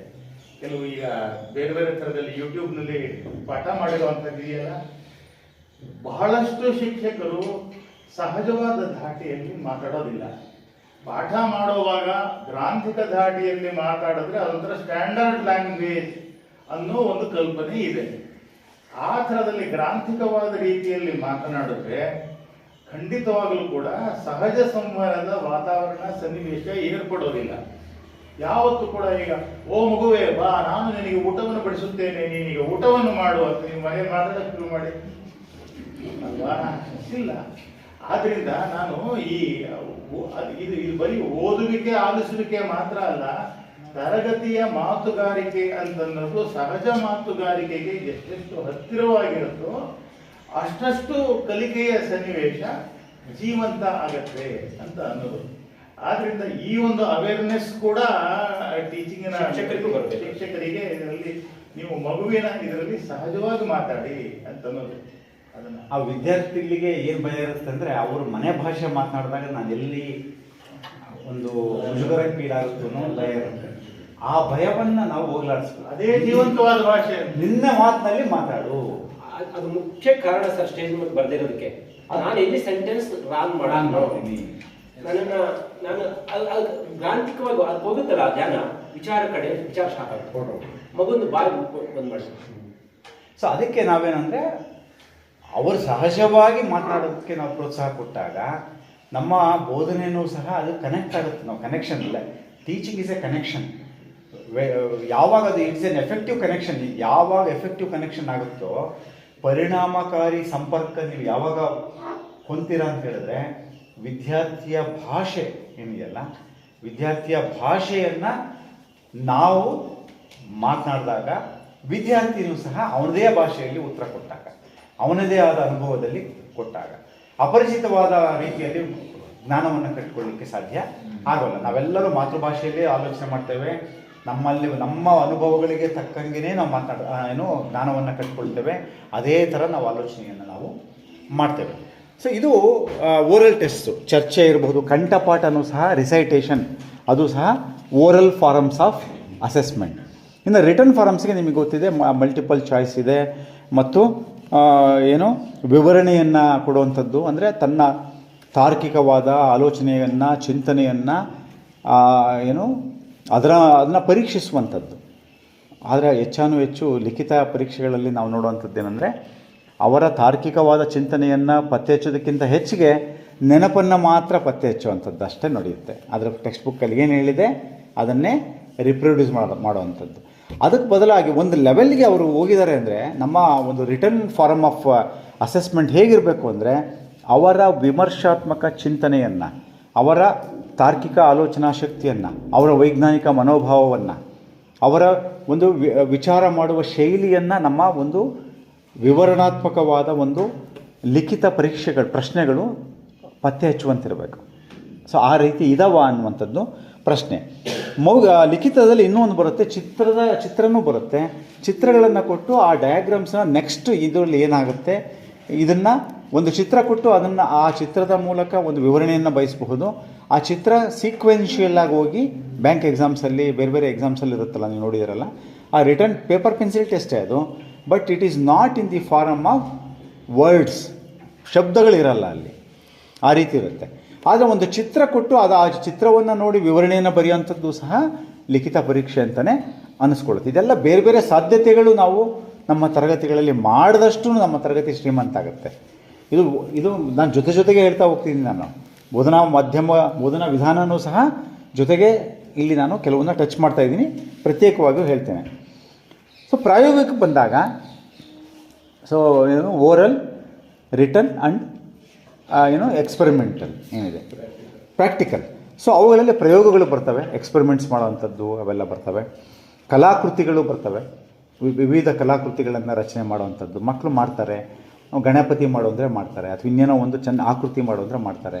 ತುಂಬ ಚೆನ್ನಾಗಿ ಮಾಡುವಂಥದ್ದು ಏನಿದೆ ಅದು ಸಹ ಒಂದು ಫಾರಮ್ ಆಫ್ ಅಸೆಸ್ಮೆಂಟ್. ಮಕ್ಕಳು ಹೇಗೆ ಕಲ್ತಿದ್ದಾರೆ ಅನ್ನುವಂಥದ್ದನ್ನು ನಾವು ಮಾಡುವಂಥದ್ದು. ಪ್ರದರ್ಶನ, ಡೆಮೋನ್ಸ್ಟ್ರೇಷನ್, ಯಾವುದಾದ್ರೂ ಒಂದು ಉದಾಹರಣೆಗೆ ಒಂದು ಎಕ್ಸ್ಪೆರಿಮೆಂಟನ್ನು ಮಾಡ್ತೀರಾ, ಆ ಎಕ್ಸ್ಪೆರಿಮೆಂಟನ್ನು ಡೆಮೋನ್ಸ್ಟ್ರೇಟ್ ನೀವು ಮಾಡ್ತೀರಾ, ವಿದ್ಯಾರ್ಥಿಗೆ ನೀನು ಆ ಎಕ್ಸ್ಪೆರಿಮೆಂಟನ್ನು ಮಾಡುವಂಥ ಡೆಮೋನ್ಸ್ಟ್ರೇಟ್ ಮಾಡಲಿಕ್ಕೆ ಹೇಳ್ಬಹುದು. ಅಥವಾ ಸಮಾಜ ವಿಜ್ಞಾನದ ಟೀಚರ್ ನೀವಾಗಿದ್ದರೆ, ನೀವು ಒಂದು ಭೂಪಟದಲ್ಲಿ ಇವನ್ನ ಏನು ರಾಜ್ಯಗಳನ್ನು ಬರೆಯುವಂಥದ್ದಿರಬಹುದು, ಅಥವಾ ಅವನ್ನ ಗುರುತಿಸುವಂಥದ್ದಿರ್ಬೋದು, ನದಿಗಳನ್ನು ಗುರುತಿಸುವಂಥದ್ದಿರ್ಬೋದು. ಸೊ ಪ್ರದರ್ಶನ ಮಾಡುವ, ಡೆಮೋನ್ಸ್ಟ್ರೇಟ್ ಮಾಡಪ್ಪ ನೀನು ಅಂತ ಹೇಳ್ಬೋದು.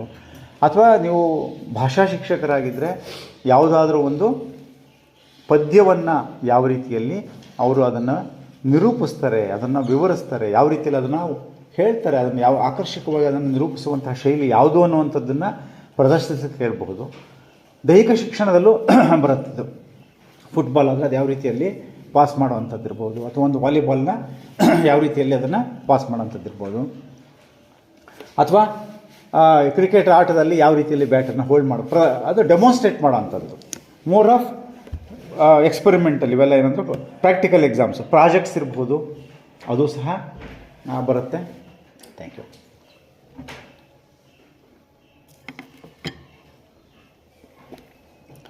ಆಮೇಲೆ ಕೃತಿ ಸಂಪುಟ, ಅದು ಸಹ ನಿಮಗೆ ಗೊತ್ತಿದೆ, ಪೋರ್ಟ್ಫೋಲಿಯೋಸು. ಮತ್ತು open book tests, open book exams, ಅದು ಸಹ ಒಂದು ಪ್ರಾಕ್ಟಿಕಲ್ ಟೆಸ್ಟಲ್ಲೇ, ಪ್ರಾಕ್ಟಿಕಲ್ ಫಾರಮ್ಸಲ್ಲೇ ಅದೂ ಸಹ open book test, open book exam ಅಂತ ಬರುತ್ತೆ. ಇಷ್ಟು ನಾನು ವಿವರಣೆ ಸ್ವಲ್ಪ ಬೇಗ ಮುಗಿಸೋಣ ಅಂತಿದ್ದೆ, ಸ್ವಲ್ಪ ದೀರ್ಘ ಆಯಿತು ಇವಾಗ. ಯಾಕಂದ್ರೆ ನನ್ನ ಇವತ್ತಿನ ಟಾಪಿಕ್ಗೆ ನೆನ್ನೆದು ಬೇಕಿತ್ತು, ಸ್ವಲ್ಪ ಹೆಚ್ಚು ನಾನು ಇದಕ್ಕೆ ಹೋಗಿದ್ದರಿಂದ ಈಗ ನಾವು, ಯಾಕಂದ್ರೆ ನೆನ್ನೆ ಟಾಪಿಕ್ಕು ಇವತ್ತಿನ ಟಾಪಿಕ್ಕು ಏನು ಬೇರೆ ಬೇರೆ ಅಲ್ಲ, ಜೊತೆ ಜೊತೆಗೆ ಸಾಗೋದ್ರಿಂದ ಅದು ಇನ್ನೊಂದು ಸ್ವಲ್ಪ ವಿವರಿಸಬೇಕು ಅನ್ನುವಂಥ ಒಂದು ಇಚ್ಛೆಯಿಂದ ನಾನು ಅದನ್ನು ಸಂಕ್ಷಿಪ್ತ ವಿವರಣೆ ಮಾಡಲಿಕ್ಕೆ ಆಗಲಿಲ್ಲ, ಸ್ವಲ್ಪ ಚರ್ಚೆ ಜಾಸ್ತಿ ಆಯಿತು. ಸೊ ಈಗ ಬೋಧನಾ ವಿಧಾನಗಳಿಂದ ಬಂದರೆ ನಮ್ಮ ಒಂದು ಕಲಿಕಾ ವಾತಾವರಣ, ಇದನ್ನು ಹಿನ್ನೆಲೆಯಾಗಿ ಇಟ್ಕೊಳ್ಳಿ ನೀವು, ಇವತ್ತು ಚರ್ಚೆ ಮಾಡಿ ಇದನ್ನು ಬಿಡಾಗಿಲ್ಲ. ಕಲಿಕಾ ವಾತಾವರಣ,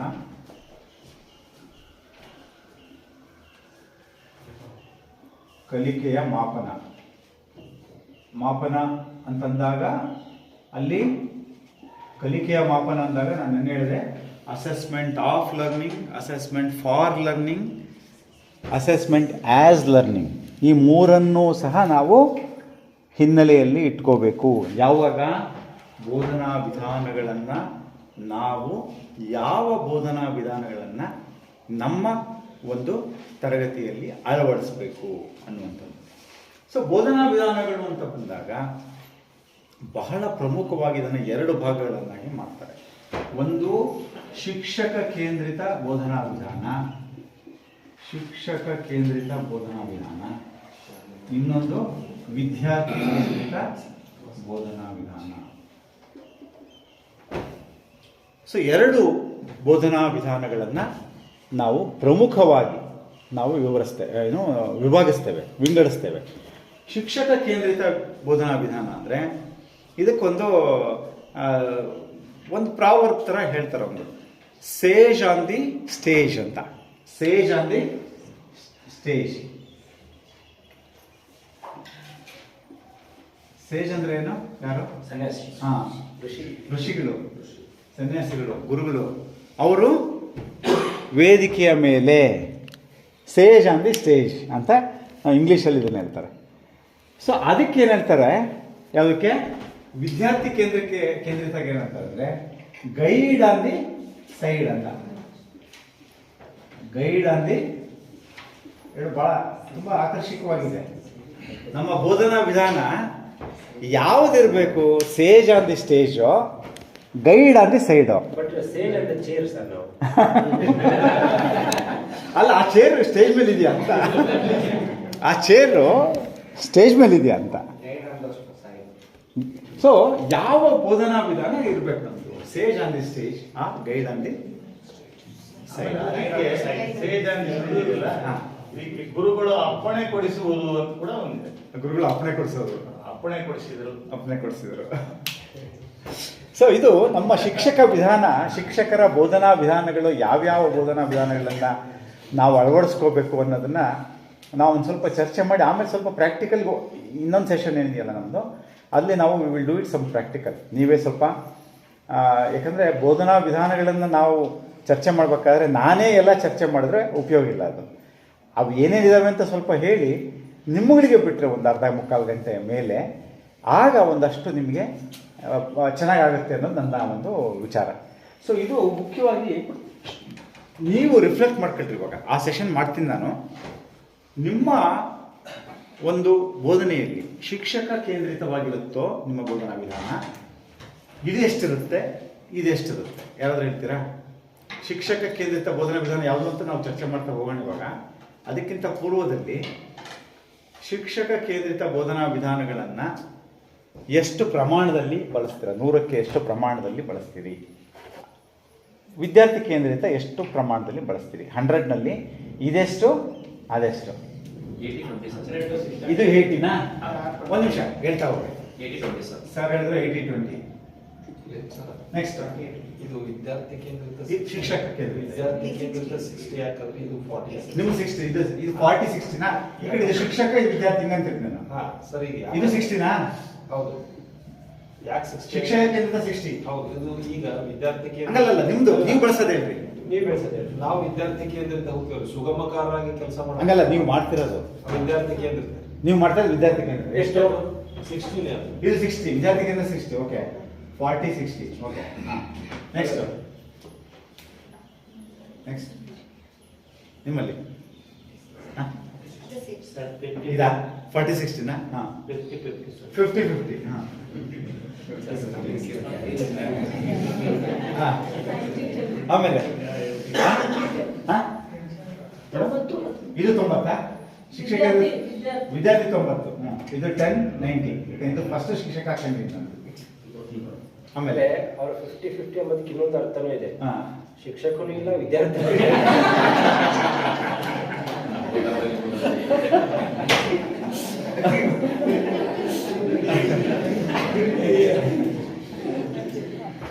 ಮತ್ತೆ ಇನ್ನು ಆ ಕಡೆ ಸ್ವಲ್ಪ ನನಗೆ ಸ್ವಲ್ಪ ನಿಮ್ಮ ರಿಫ್ಲೆಕ್ಷನ್ಸ್ ಬೇಕು.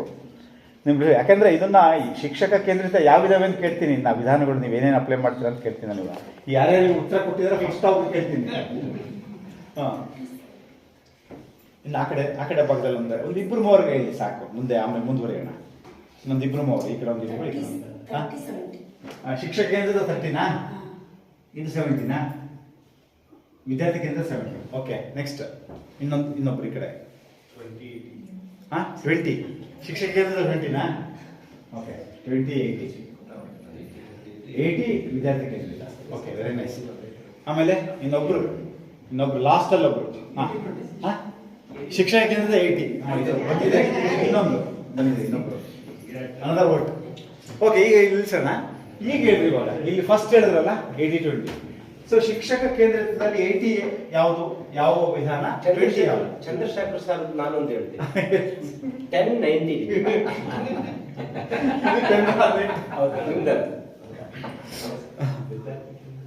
ಸರ್ ಹೇಳಿ ಸರ್.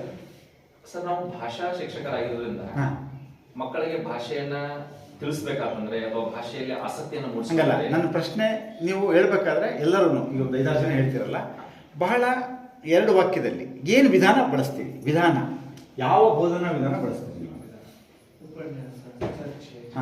ಬೋಧನಾ ಅಂದ್ರೆ ಶಿಕ್ಷಕ ಕೇಂದ್ರಿತನ ಅಥವಾ ವಿದ್ಯಾರ್ಥಿ ಕೇಂದ್ರಿತನ? ಇದು ಶಿಕ್ಷಕ ಕೇಂದ್ರಿತದಲ್ಲಿ ಯಾವ ವಿಧಾನ, ವಿದ್ಯಾರ್ಥಿ ಕೇಂದ್ರಿತದಲ್ಲಿ ಯಾವ ವಿಧಾನ?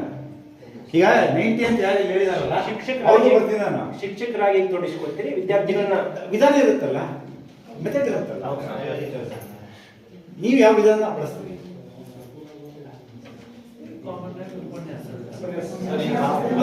ಒಬ್ಬೊಬ್ಬರೇ ಬರೋಣ. ನೋಡಿ, ಇವಾಗ ಹೇಳ್ದಷ್ಟು ಸ್ವಲ್ಪ ಅಲ್ಲಿ ಇವಾಗ 80-20 ಹೇಳ್ದಂಗೆ ಅಲ್ಲ ಇವಾಗ.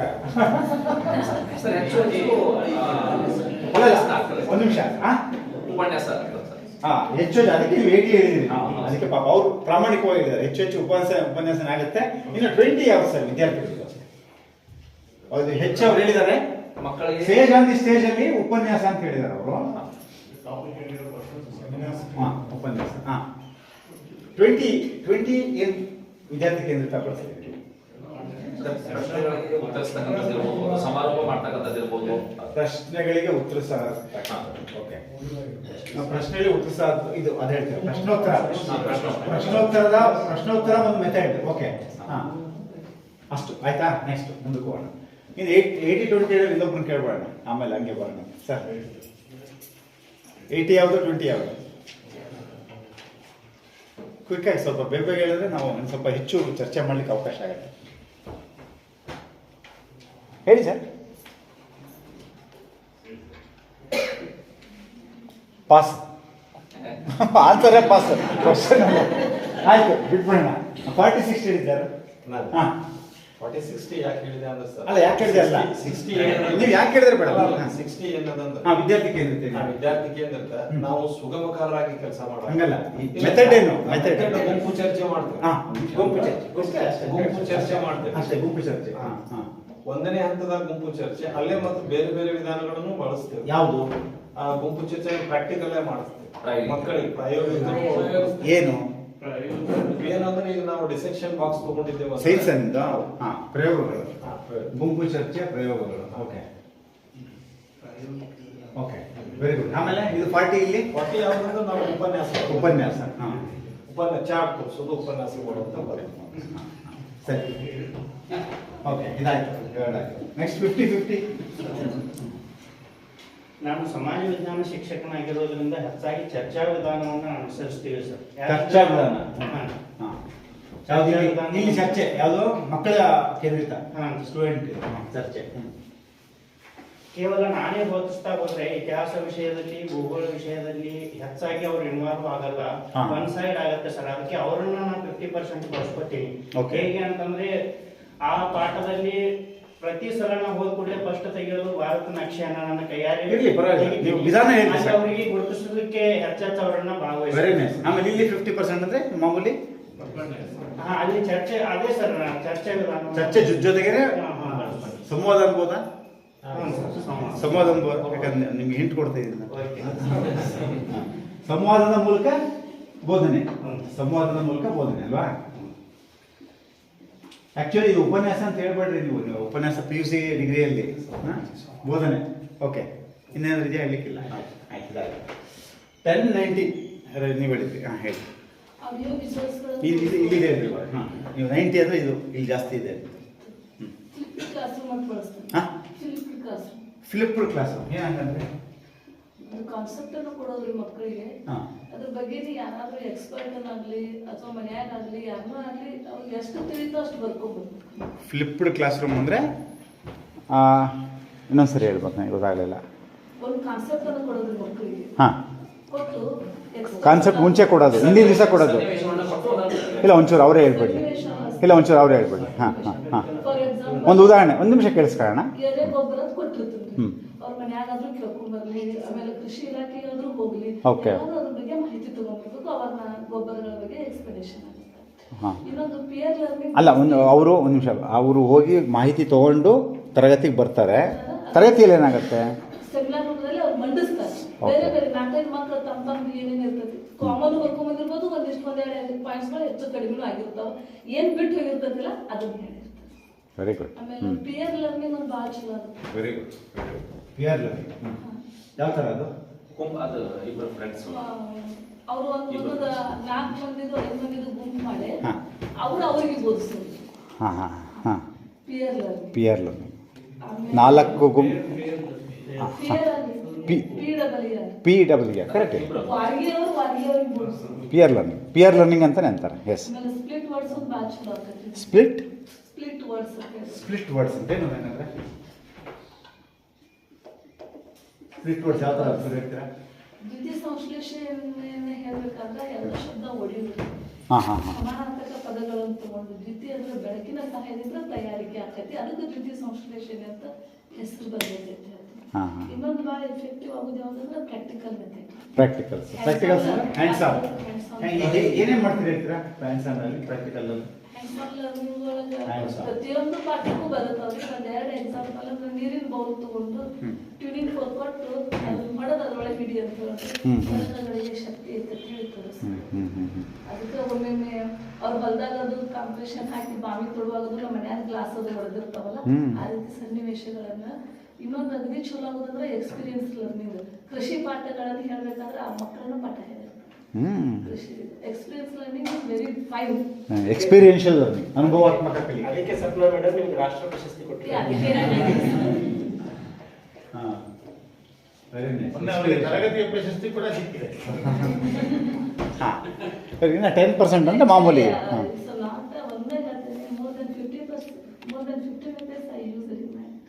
ಯಾವ್ಯಾವ್ದು ಅಂತ ಹೇಳ್ಬೇಕು ನಮಗೆ, ಯಾಕಂದ್ರೆ ನಮ್ಮೆಲ್ಲರಿಗೂ ಕಲಿಬೇಕಲ್ಲ, ನನಗೂ ಕಲಿಕೆ ಆಗ್ಬೇಕಲ್ವಾ. ಹಾಂ ಸೈನ್ಸ್ ಸೆಂಟರ್ ಅಂತ ಹೇಳಿ ಮಾಡಿರ್ತೀನಿ ಸರ್. ಹಾಂ ಅಲ್ಲಿ ಒಂದು ಮಾಡೆಲ್ ಅನ್ನು ಇಟ್ಟು ಬಿಡೋದು, ಅವ್ರು ನೋಡ್ಲಿ ಏನ್ ಮಾಡ್ತಾರೋ ಮಾಡ್ಲಿ, ಆಮೇಲೆ ಅದ್ರ ಎಕ್ಸ್ಪ್ಲನೇಷನ್ ಮಾಡಿ ಪ್ರಾಜೆಕ್ಟ್ ಸೆಂಟರ್ಸ್ ಸುಮ್ಮ ಅದೇ ವಿಷಯ ಏನರಿ ಅದಕ್ಕೊಂದು ಹೆಸರು ಬೇರೆ ಬೇರೆ ಕೊಡುದು. ಇದ್ರ ಡ್ರಾಪ್ ಔಟ್ ಭಾಳ ಕಡಿಮೆ ಆಗೈತಿ. ಏನೋ ಹೊಸ ಹೇಳ್ತಾರೆ, ಬೇರೆ ಸಪ್ನ ಮಾತಾಜಿ ಅಂತ ಬಂದಿರ್ತಾರೆ. I enjoy very good very good. ಇದಕ್ಕಿಂತ ದೊಡ್ಡ ಪ್ರೊಫೆಷನ್ ಅಲ್ವಾ? Very nice. ನಿಮ್ದು ಎಲ್ಲ ಶೇರ್ ಮಾಡ್ಕೊಂಡಿದ್ದು ಒಳ್ಳೇದಾಯ್ತು. ನೀವು ಶೇರ್ ಮಾಡಬೇಕು. ಇಲ್ಲ, ಚೆನ್ನಾಗಿ ಹೇಳಿದ್ರೆ ನೀವು ನಮ್ಮ ಡಿಸ್ಕಷನ್ ಬರುತ್ತಲ್ಲ ಸ್ವಲ್ಪ ಒಂದು ಗ್ರೂಪ್ ಗ್ರೂಪಲ್ಲಿ ಅವರು ಹೊಸ ಹೊಸ ಎಕ್ಸ್ಪೆರಿಮೆಂಟ್ಸ್ಗಳೆಲ್ಲ ರೈಟ್ ಅದರಲ್ಲಿ ಅವ್ರು ಶೇರ್ ಮಾಡಬೇಕು. ಶೇರ್ ಮಾಡಿ. ಕರೆಕ್ಟ್ ಗುರು. ಹಾಂ ಯಾವುದು ಆಟೋಗ್ರಾಫ್ ಮೇಲೆ ಏನದು? ಒಂದು ಹಾಳಿ ಕೊಡಿದ್ರಿ ತಮ್ಮನ ನೋಟ್ಬುಕ್ನಾನು ತರ್ತಾರೆ. ಒಂದು 10 ಪೈಸೆ ಕ್ಲಾಸ್ ರೂಮಿಗೆ ಖರ್ಚು ಮಾಡ್ಬೇಕು ಶಿಕ್ಷಕರು. ಏನು ಖರ್ಚು ಮಾಡಬೇಕು? ಒಂದು 10 ಪೈಸೆ ಆದ್ರೂ ಖರ್ಚು ಮಾಡ್ಬೇಕು. ಒಂದು ಕ್ರೇಯಾನ್ಸ್ ಲೆಕ್ಕ ಹಾಕ್ತಾರೆ ಇವತ್ತು ಭಾಳಷ್ಟು ಇಲ್ಲ ಇದ್ರಲ್ಲಿ ಇದೆಲ್ಲರೂ ಹೇಳಿಲ್ರಿ ಕಲರ್ ಸಂಬಳ ಒಂದೊಂದು 10 ಕ್ರೇಯಾನ್ಸ್ ಬಾಕ್ಸ್ ಅನ್ನ ಇಟ್ಟು ಬಿಡ್ಬೇಕು. ಇಷ್ಟೆಲ್ಲ ಯಾಕೆ ತಂದ್ರೆ ಕ್ವಶನ್ ಕೇಳ್ತಾರೆ ನಮಗೆ. ಯಾರು ಟೀಚರ್ಸ್? ಎದಕ್ಕೆ ತರಬೇಕು ಅಂತ. ಲ್ಯಾಬ್ರೇಟರಿ ಇಕ್ವಿಪ್ಮೆಂಟ್ಸ್ ಇಲ್ಲ ಅಲ್ಲ, ನಿಮಗೆ ಪ್ರೀತಿ ಇದೆ, ನೀವು ತಂದಿದ್ದೀರ ಅಷ್ಟೇ. ಒಂದೇ ಇದು ಅಲ್ಲ, ಇದೆಲ್ಲ ನಿಮಗೆ ವೃತ್ತಿ ಬಗ್ಗೆ ಪ್ರೀತಿ ಇದೆ, ತಂದಿದ್ದೀರಿ ನೀವು. ಅಲ್ಲ ಅಲ್ಲ, ಅದಕ್ಕೆ you like that and you.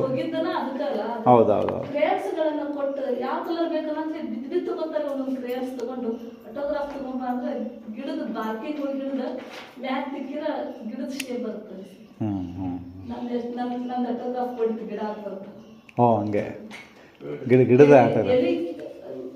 ಎಲ್ಲಿ ಕೀಳಂಗಿಲ್ರಿ ಸರಿ, ಮಾಗಿ ಕೆಳಗೆ ಬಿದ್ದಿರ್ತಕ್ಕಲ್ಲ ಅದನ್ನ ಇಟ್ಟ ಅದನ್ನ ಹಿಂಗೆ ಕ್ರೇಯಾನ್ಸ್ ಎತ್ತಿದ್ದೀರ ಎಲ್ಲಿದ ಆಟೋಗ್ರಾಫ್ ಬರ್ತೈತಿ. ಗಿಡ ನನಗೆ ಆಟೋಗ್ರಾಫ್ ಬರ್ತೈತಿ ಬರ್ತದೆ. ಯಾಕಂದ್ರೆ ಆಟೋಗ್ರಾಫ್ ತಗೋಬೇಕು ಅನ್ನೋದು ಬಾಷ್ಪ ವಿಸರ್ಜನೆ ಆಗಲಿ ರೆಸ್ಪಿರೇಷನ್ ಆಗಲಿ ಎಲ್ಲ ಅವಾಗ ಹೇಳ್ಬೇಕು. ಸಿನಿಮಾ ಆ್ಯಕ್ಟರ್ ಹೋಗಿ ಆಟೋಗ್ರಾಫ್ ತಗೊಳ್ಳೋಕೆ ಏನೈತಿ. Very good. ಆಮೇಲೆ ಇನ್ಯಾವ ಬಳಸ್ತೀರಿ? ನೆನ್ಪಿಟ್ಕೊಳ್ಳಿ, ಆಮೇಲೆ ಮಾಡಿ. ಆಮೇಲೆ ಇನ್ನೊಂದು ಸೆಷನ್ ಇದೆಯಲ್ಲ, ನೆನ್ಪು ಮಾಡ್ಕೊಳ್ಬೇಕು. Thank you. 30-70 ಅಂತ ಹೇಳಿದ್ದು. ಹಾಂ 70 ಅಂದರೆ ಹಾಂ ಮಕ್ಕಳಿಂದ ಯಾವುದೋ ಒಂದು ಸನ್ನಿವೇಶನ ಹೇಳ್ತೀವಲ್ಲ ಸರ್ ನಾವು, ಆ ಸನ್ನಿವೇಶ ಮಕ್ಕಳು ಯಾವ ಸಬ್ಜೆಕ್ಟ್ ನೀವು? ಕನ್ನಡ. ಓಕೆ. ಉದಾಹರಣೆ ಕೃಷ್ಣ ಸುಧಾಮನ ಬಗ್ಗೆ, ಕೃಷ್ಣನ ಬಗ್ಗೆ ಅವರು ವೇಷವನ್ನ ಹಾಕಿಕೊಂಡು ಅವ್ರು ಯಾವ ರೀತಿ ಇದ್ರಲ್ಲ ಆ ರೀತಿ ದೃಶ್ಯದ ಮೂಲಕ ಮಕ್ಕಳಿಗೆ ದೃಶ್ಯದ ಮೂಲಕ ವಿಜುವಲೈಸೇಷನ್ ದೃಶ್ಯದ ಮೂಲಕ ಆಮೇಲೆ ಚಿತ್ರದ ಮೂಲಕ ಚಿತ್ರ ತೆಗೆದು ಆ ಚಿತ್ರವನ್ನು ತೆಗೆದಾಗ ಆ ಮಗು ತೋರಿಸ್ತೀವಲ್ಲ, ಮಗು ಹೇಳ್ಬೇಕು ಈ ಸನ್ನಿವೇಶದೊಳಗೆ ಏನೇನು ಬಂತು, ಈ ಚಿತ್ರೊಳಗೆ ಯಾರು, ಈ ಚಿತ್ರೊಳಗೆ ಯಾರು, ಈ ಚಿತ್ರೊಳಗೆ ಅದಾರು ಅನ್ನೋದು ಚಿತ್ರದ ಮೂಲಕ ಅಂತ ಹೇಳ್ಬೇಕು ಸರ್. Very good. ಆಮೇಲೆ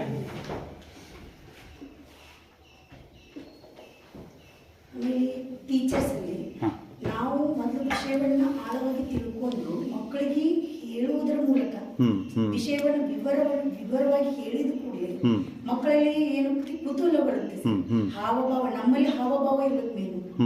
ನಾವು ಹಾವಭಾವ ಮುಖಾಂತರ ಮಕ್ಕಳು ಕಲಿಕೆಯನ್ನು ಅಬ್ಸರ್ವ್ ಮಾಡಬೇಕು. ಶಿಕ್ಷಕರಾದವರು ಡ್ರಾಮಟೈಸ್ ಮಾಡೋದು, ಡ್ರಾಮಟೈಸೇಷನ್ ಯೂಸ್ ಮಾಡ್ಕೊಂಡು ಮಾಡಿದ್ರೆ ಉತ್ತಮವಾದಂತ ಬೋಧನೆ. ಅದೇ ಡ್ರಾಮಟೈಸೇಷನ್. ಓಕೆ, ಡ್ರಾಮಟೈಸೇಷನ್ ಭಾಳ ಇಂಪಾರ್ಟೆಂಟ್. ಅದು ನಾವು ಸ್ವಲ್ಪ ಒಂದು bringing drama to classroom. ಅದನ್ನು ಒಂದು ರೀತಿಯಲ್ಲಿ ಮಾಮೂಲಿ ಹೇಳೋದು ಬೇರೆ, ಅದಕ್ಕೊಂದು ಡ್ರಾಮಾ ಥರ ಅಂತದ್ದು. ನೀವು ಸೈನ್ಸಲ್ಲಿ ತರ್ಬೋದು, ಮ್ಯಾಥ್ಸಲ್ಲಿ ತರ್ಬೋದು. Very good. ಸೋಷಿಯಲ್ ಸೈನ್ಸ್ ಹೇಳೋದು ಅನ್ನೋ ಪದ ಬಳಸಿದ್ರು. ಆಕ್ಚುಲಿ ಲಿಂಗ್ವಿಸ್ಟಿಕ್ಸ್ನಲ್ಲಿ ಅದಕ್ಕೊಂದು ಸ್ಪೆಷಲ್ ಕನೋಟೇಷನ್ ಇದೆ. ಹೌದು. ಯಾಕೆಂತಂದ್ರೆ ವಿಷಯವನ್ನ ಹೇಳೋದು ಬೇರೆ, ವಿಷಯವನ್ನ ತಿಳಿಸೋದು ಬೇರೆ. ನಾವು ಪಾಠ ಮಾಡುವಾಗ ಬಹಳಷ್ಟು ತಿಳಿಸ್ತೀವಿ, ಆದರೆ ಹೇಳೋದಿಲ್ಲ. ಹೇಳೋದು, ಹೇಳಿಕೊಳ್ಳುವ ಹಾಗೆ ಮಾಡೋದು. ಆದ್ರಿಂದ ಹೇಳುವ ಮಾತು ಬೇರೆ, ತಿಳಿಸುವ ಮಾತು ಬೇರೆ. ನೀವು ರಜಾ ಚೀಟಿ ಕೊಟ್ಟಾಗ ಮುಖ್ಯೋಪಾಧ್ಯಾಯರಿಗೆ ನನಗೆ ರಜಾ ಬೇಕು ಅಂತ ತಿಳಿಸ್ತಾ ಇರ್ತೀರ. ಆದ್ರೆ ಎದುರುಗಡೆ ನಿಂತು ಇಲ್ರಿ ನಂಗೆ ಬರಕ್ಕಾಗೋದೇ ಇಲ್ರಿ, ನಾನು ಹೋಗ್ಲೇಬೇಕು ಅಂತ ಹೇಳಿದ್ರೆ ಅವಾಗ ಹೇಳ್ತೀರ. ಹೇಳುವ ಮಾತು ಬೇರೆ, ತಿಳಿಸುವ ಮಾತು ಬೇರೆ. ಸೇಜ್ ಆನ್ ದಿ ಸ್ಟೇಜ್ ಇದಾರಲ್ಲ ಅವರು ತಿಳಿಸ್ತಾರೆ, ಆದ್ರೆ ಗೈಡ್ ಆನ್ ದಿ ಸೈಡ್ ಇದಾರಲ್ಲ ಅವ ಹೇಳ್ತಾರೆ. Very nice. ಈಗ 28 ಹೇಳಿದ್ದ ಅವರೊಬ್ಬರದ್ದು ಮುಗಿಸಿ ಮತ್ತೆ ಡಿಸ್ಕಷನ್ ಹೋಗೋಣ. 28 ಹಾಂ ಹಾಂ mathematics teaching. ಮ್ಯಾಥಮೆಟಿಕ್ಸ್ ತಮ್ಮದು. We will take the any one topic of the explanation. We will focus on the theory and steps. During the teaching time, my first question is belongs to rule number 1 child. ಅಲ್ಲ method ಏನು ಅಂತ. The discussion method and explanation. Discussion method and explanation. Okay, discussion ಹೇಳಿದ್ವಲ್ಲ, ಚರ್ಚೆ, explanation. Okay, ಎರಡು combine ಮಾಡ್ತೀರಿ. ಇಲ್ಲಿ ಎರಡು combine ಮಾಡಲಿಕ್ಕೆ ಸಾಧ್ಯತೆ ಇದೆ. ಒಂದೇ ಮೆಥಡ್ ಅಂತಲ್ಲ, there will be some blend of different methods in a single class ಮಾಡ್ಬೋದು. Very good. ಹಾಂ, My first question is belongs to whatever the after the explanation, the step after the explanation over. My first question from now to rule number 1 child. Whatever the explanation in that after that. ಯಾರಿಗೆ ಕೇಳ್ತೀರಾ ನೀವು? ಇವರಿಗೆ ವಿದ್ಯಾರ್ಥಿಗಳಿಗೆ ಕೇಳ್ತೀರಾ? ಎಷ್ಟು ಜನ involve ಆಗ್ತಾರೆ? ಎಷ್ಟು ಜನ ಪ್ರಶ್ನೆಗೆ ಉತ್ತರ ಕೊಡ್ತಾರೆ? ಹಾಂ, They have to listen, continuously listen to.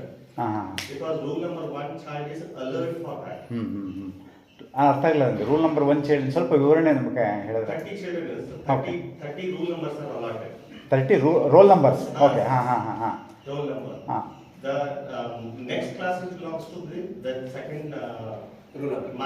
My second question will belongs to second number child. Second roll number. ಓ, ಆ ಥರ. Yeah, sir. ಸೊ ಅಂದರೆ ಒಂದೊಂದು ರೋಲ್ ನಂಬರ್ಗೆ Rule number is from any question from ಎಲ್ಲ ಸರ್ಕ್ಯುಲೇಟ್ ಆಗುತ್ತೆ. circulates. ಓ, interesting. After the lesson, sir. After the lesson, we will choose the child of particular question for particular child. Very nice, ತುಂಬ ಚೆನ್ನಾಗಿ. ಆಮೇಲೆ ಅದಕ್ಕೆ ಆ method ಏನೋ ನೋಡಿ, ವಿಶಿಷ್ಟವಾದ ಮೆಥಡ್ಗಳು ಇವು. The child will more interested because participatory method ಅಂತ ಹೇಳೋಣ. ಆಲ್ ಆರ್ ಪಾರ್ಟಿಸಿಪೇಟ್ರಿ ಇವೆಲ್ಲ. ಇದರಲ್ಲಿ ಇನ್ನೂ ಒಂದು ಸ್ವಲ್ಪ ಇದಿದೆ. ಹಾಂ, ನೆಕ್ಸ್ಟ್ ಹೇಳಿ sir. ಇನ್ಯಾವುದು? After 15 days, the lesson will over. My decision will clear. Because I will ask the question for this child only. ಯಾರು? One particular, because low level. ಮುಂಚೆ ಹೇಳಿರ್ತೀರಾ ನೀವು ಅವ್ರಿಗೆ? No. ಹೇಳಿರಲ್ಲ. ಹಾಂ, One day I will my decision only. ಹಾಂ ಹಾಂ ಹಾಂ. Remaining 15 days, the child rule number wise only. Okay. ನೀವೇ ಮಾಡಿದ್ದ ಅಥವಾ ಹಿಂದಿಂದಾದ್ರೂ No, sir. Because some parents will come and, sir, you are not asking my child. No, whether you have discovered this or We have implement started. you invented this. Sir. 3 years now. Very good. ಆಮೇಲೆ ಇನ್ಯಾವ್ದು method? Is one method. ಇದು one method. Okay. One day only my oriented teaching. Okay. Remaining days child oriented teaching. Okay. ಅಲ್ಲ, that's what I am asking you. What are the child student centric methods you are using? You told one method. What are the other methods I am asking you? Discussion and explanation. So ma'am told I am using more than 50 methods. Actually there are more than 100 methods I brought. Just I will just mention them. ಯಾಕಂದ್ರೆ ಅವೆಲ್ಲವನ್ನು ಚರ್ಚೆ ಮಾಡಲಿಕ್ಕೆ ಆಗಲ್ಲ. ಹೇಳ್ತೀನಿ ನಾನು. there are more than 150 methods are there. So ಹಾಗೆ ಯಾವ್ಯಾವ ಮೆಥಡ್ನ ನೀವು ಯೂಸ್ ಮಾಡ್ತೀರಿ ಅಂತ. There is a long list we can get. ಹಾಂ ಹಾಂ, ಕೊಡೋಣ ಸರ್. ಹಾಂ ಸರಿ, ಈಗ ಟೀ ಬ್ರೇಕ್ ಬಂದಮೇಲೆ ಇದನ್ನು ಕಂಟಿನ್ಯೂ ಮಾಡಿ.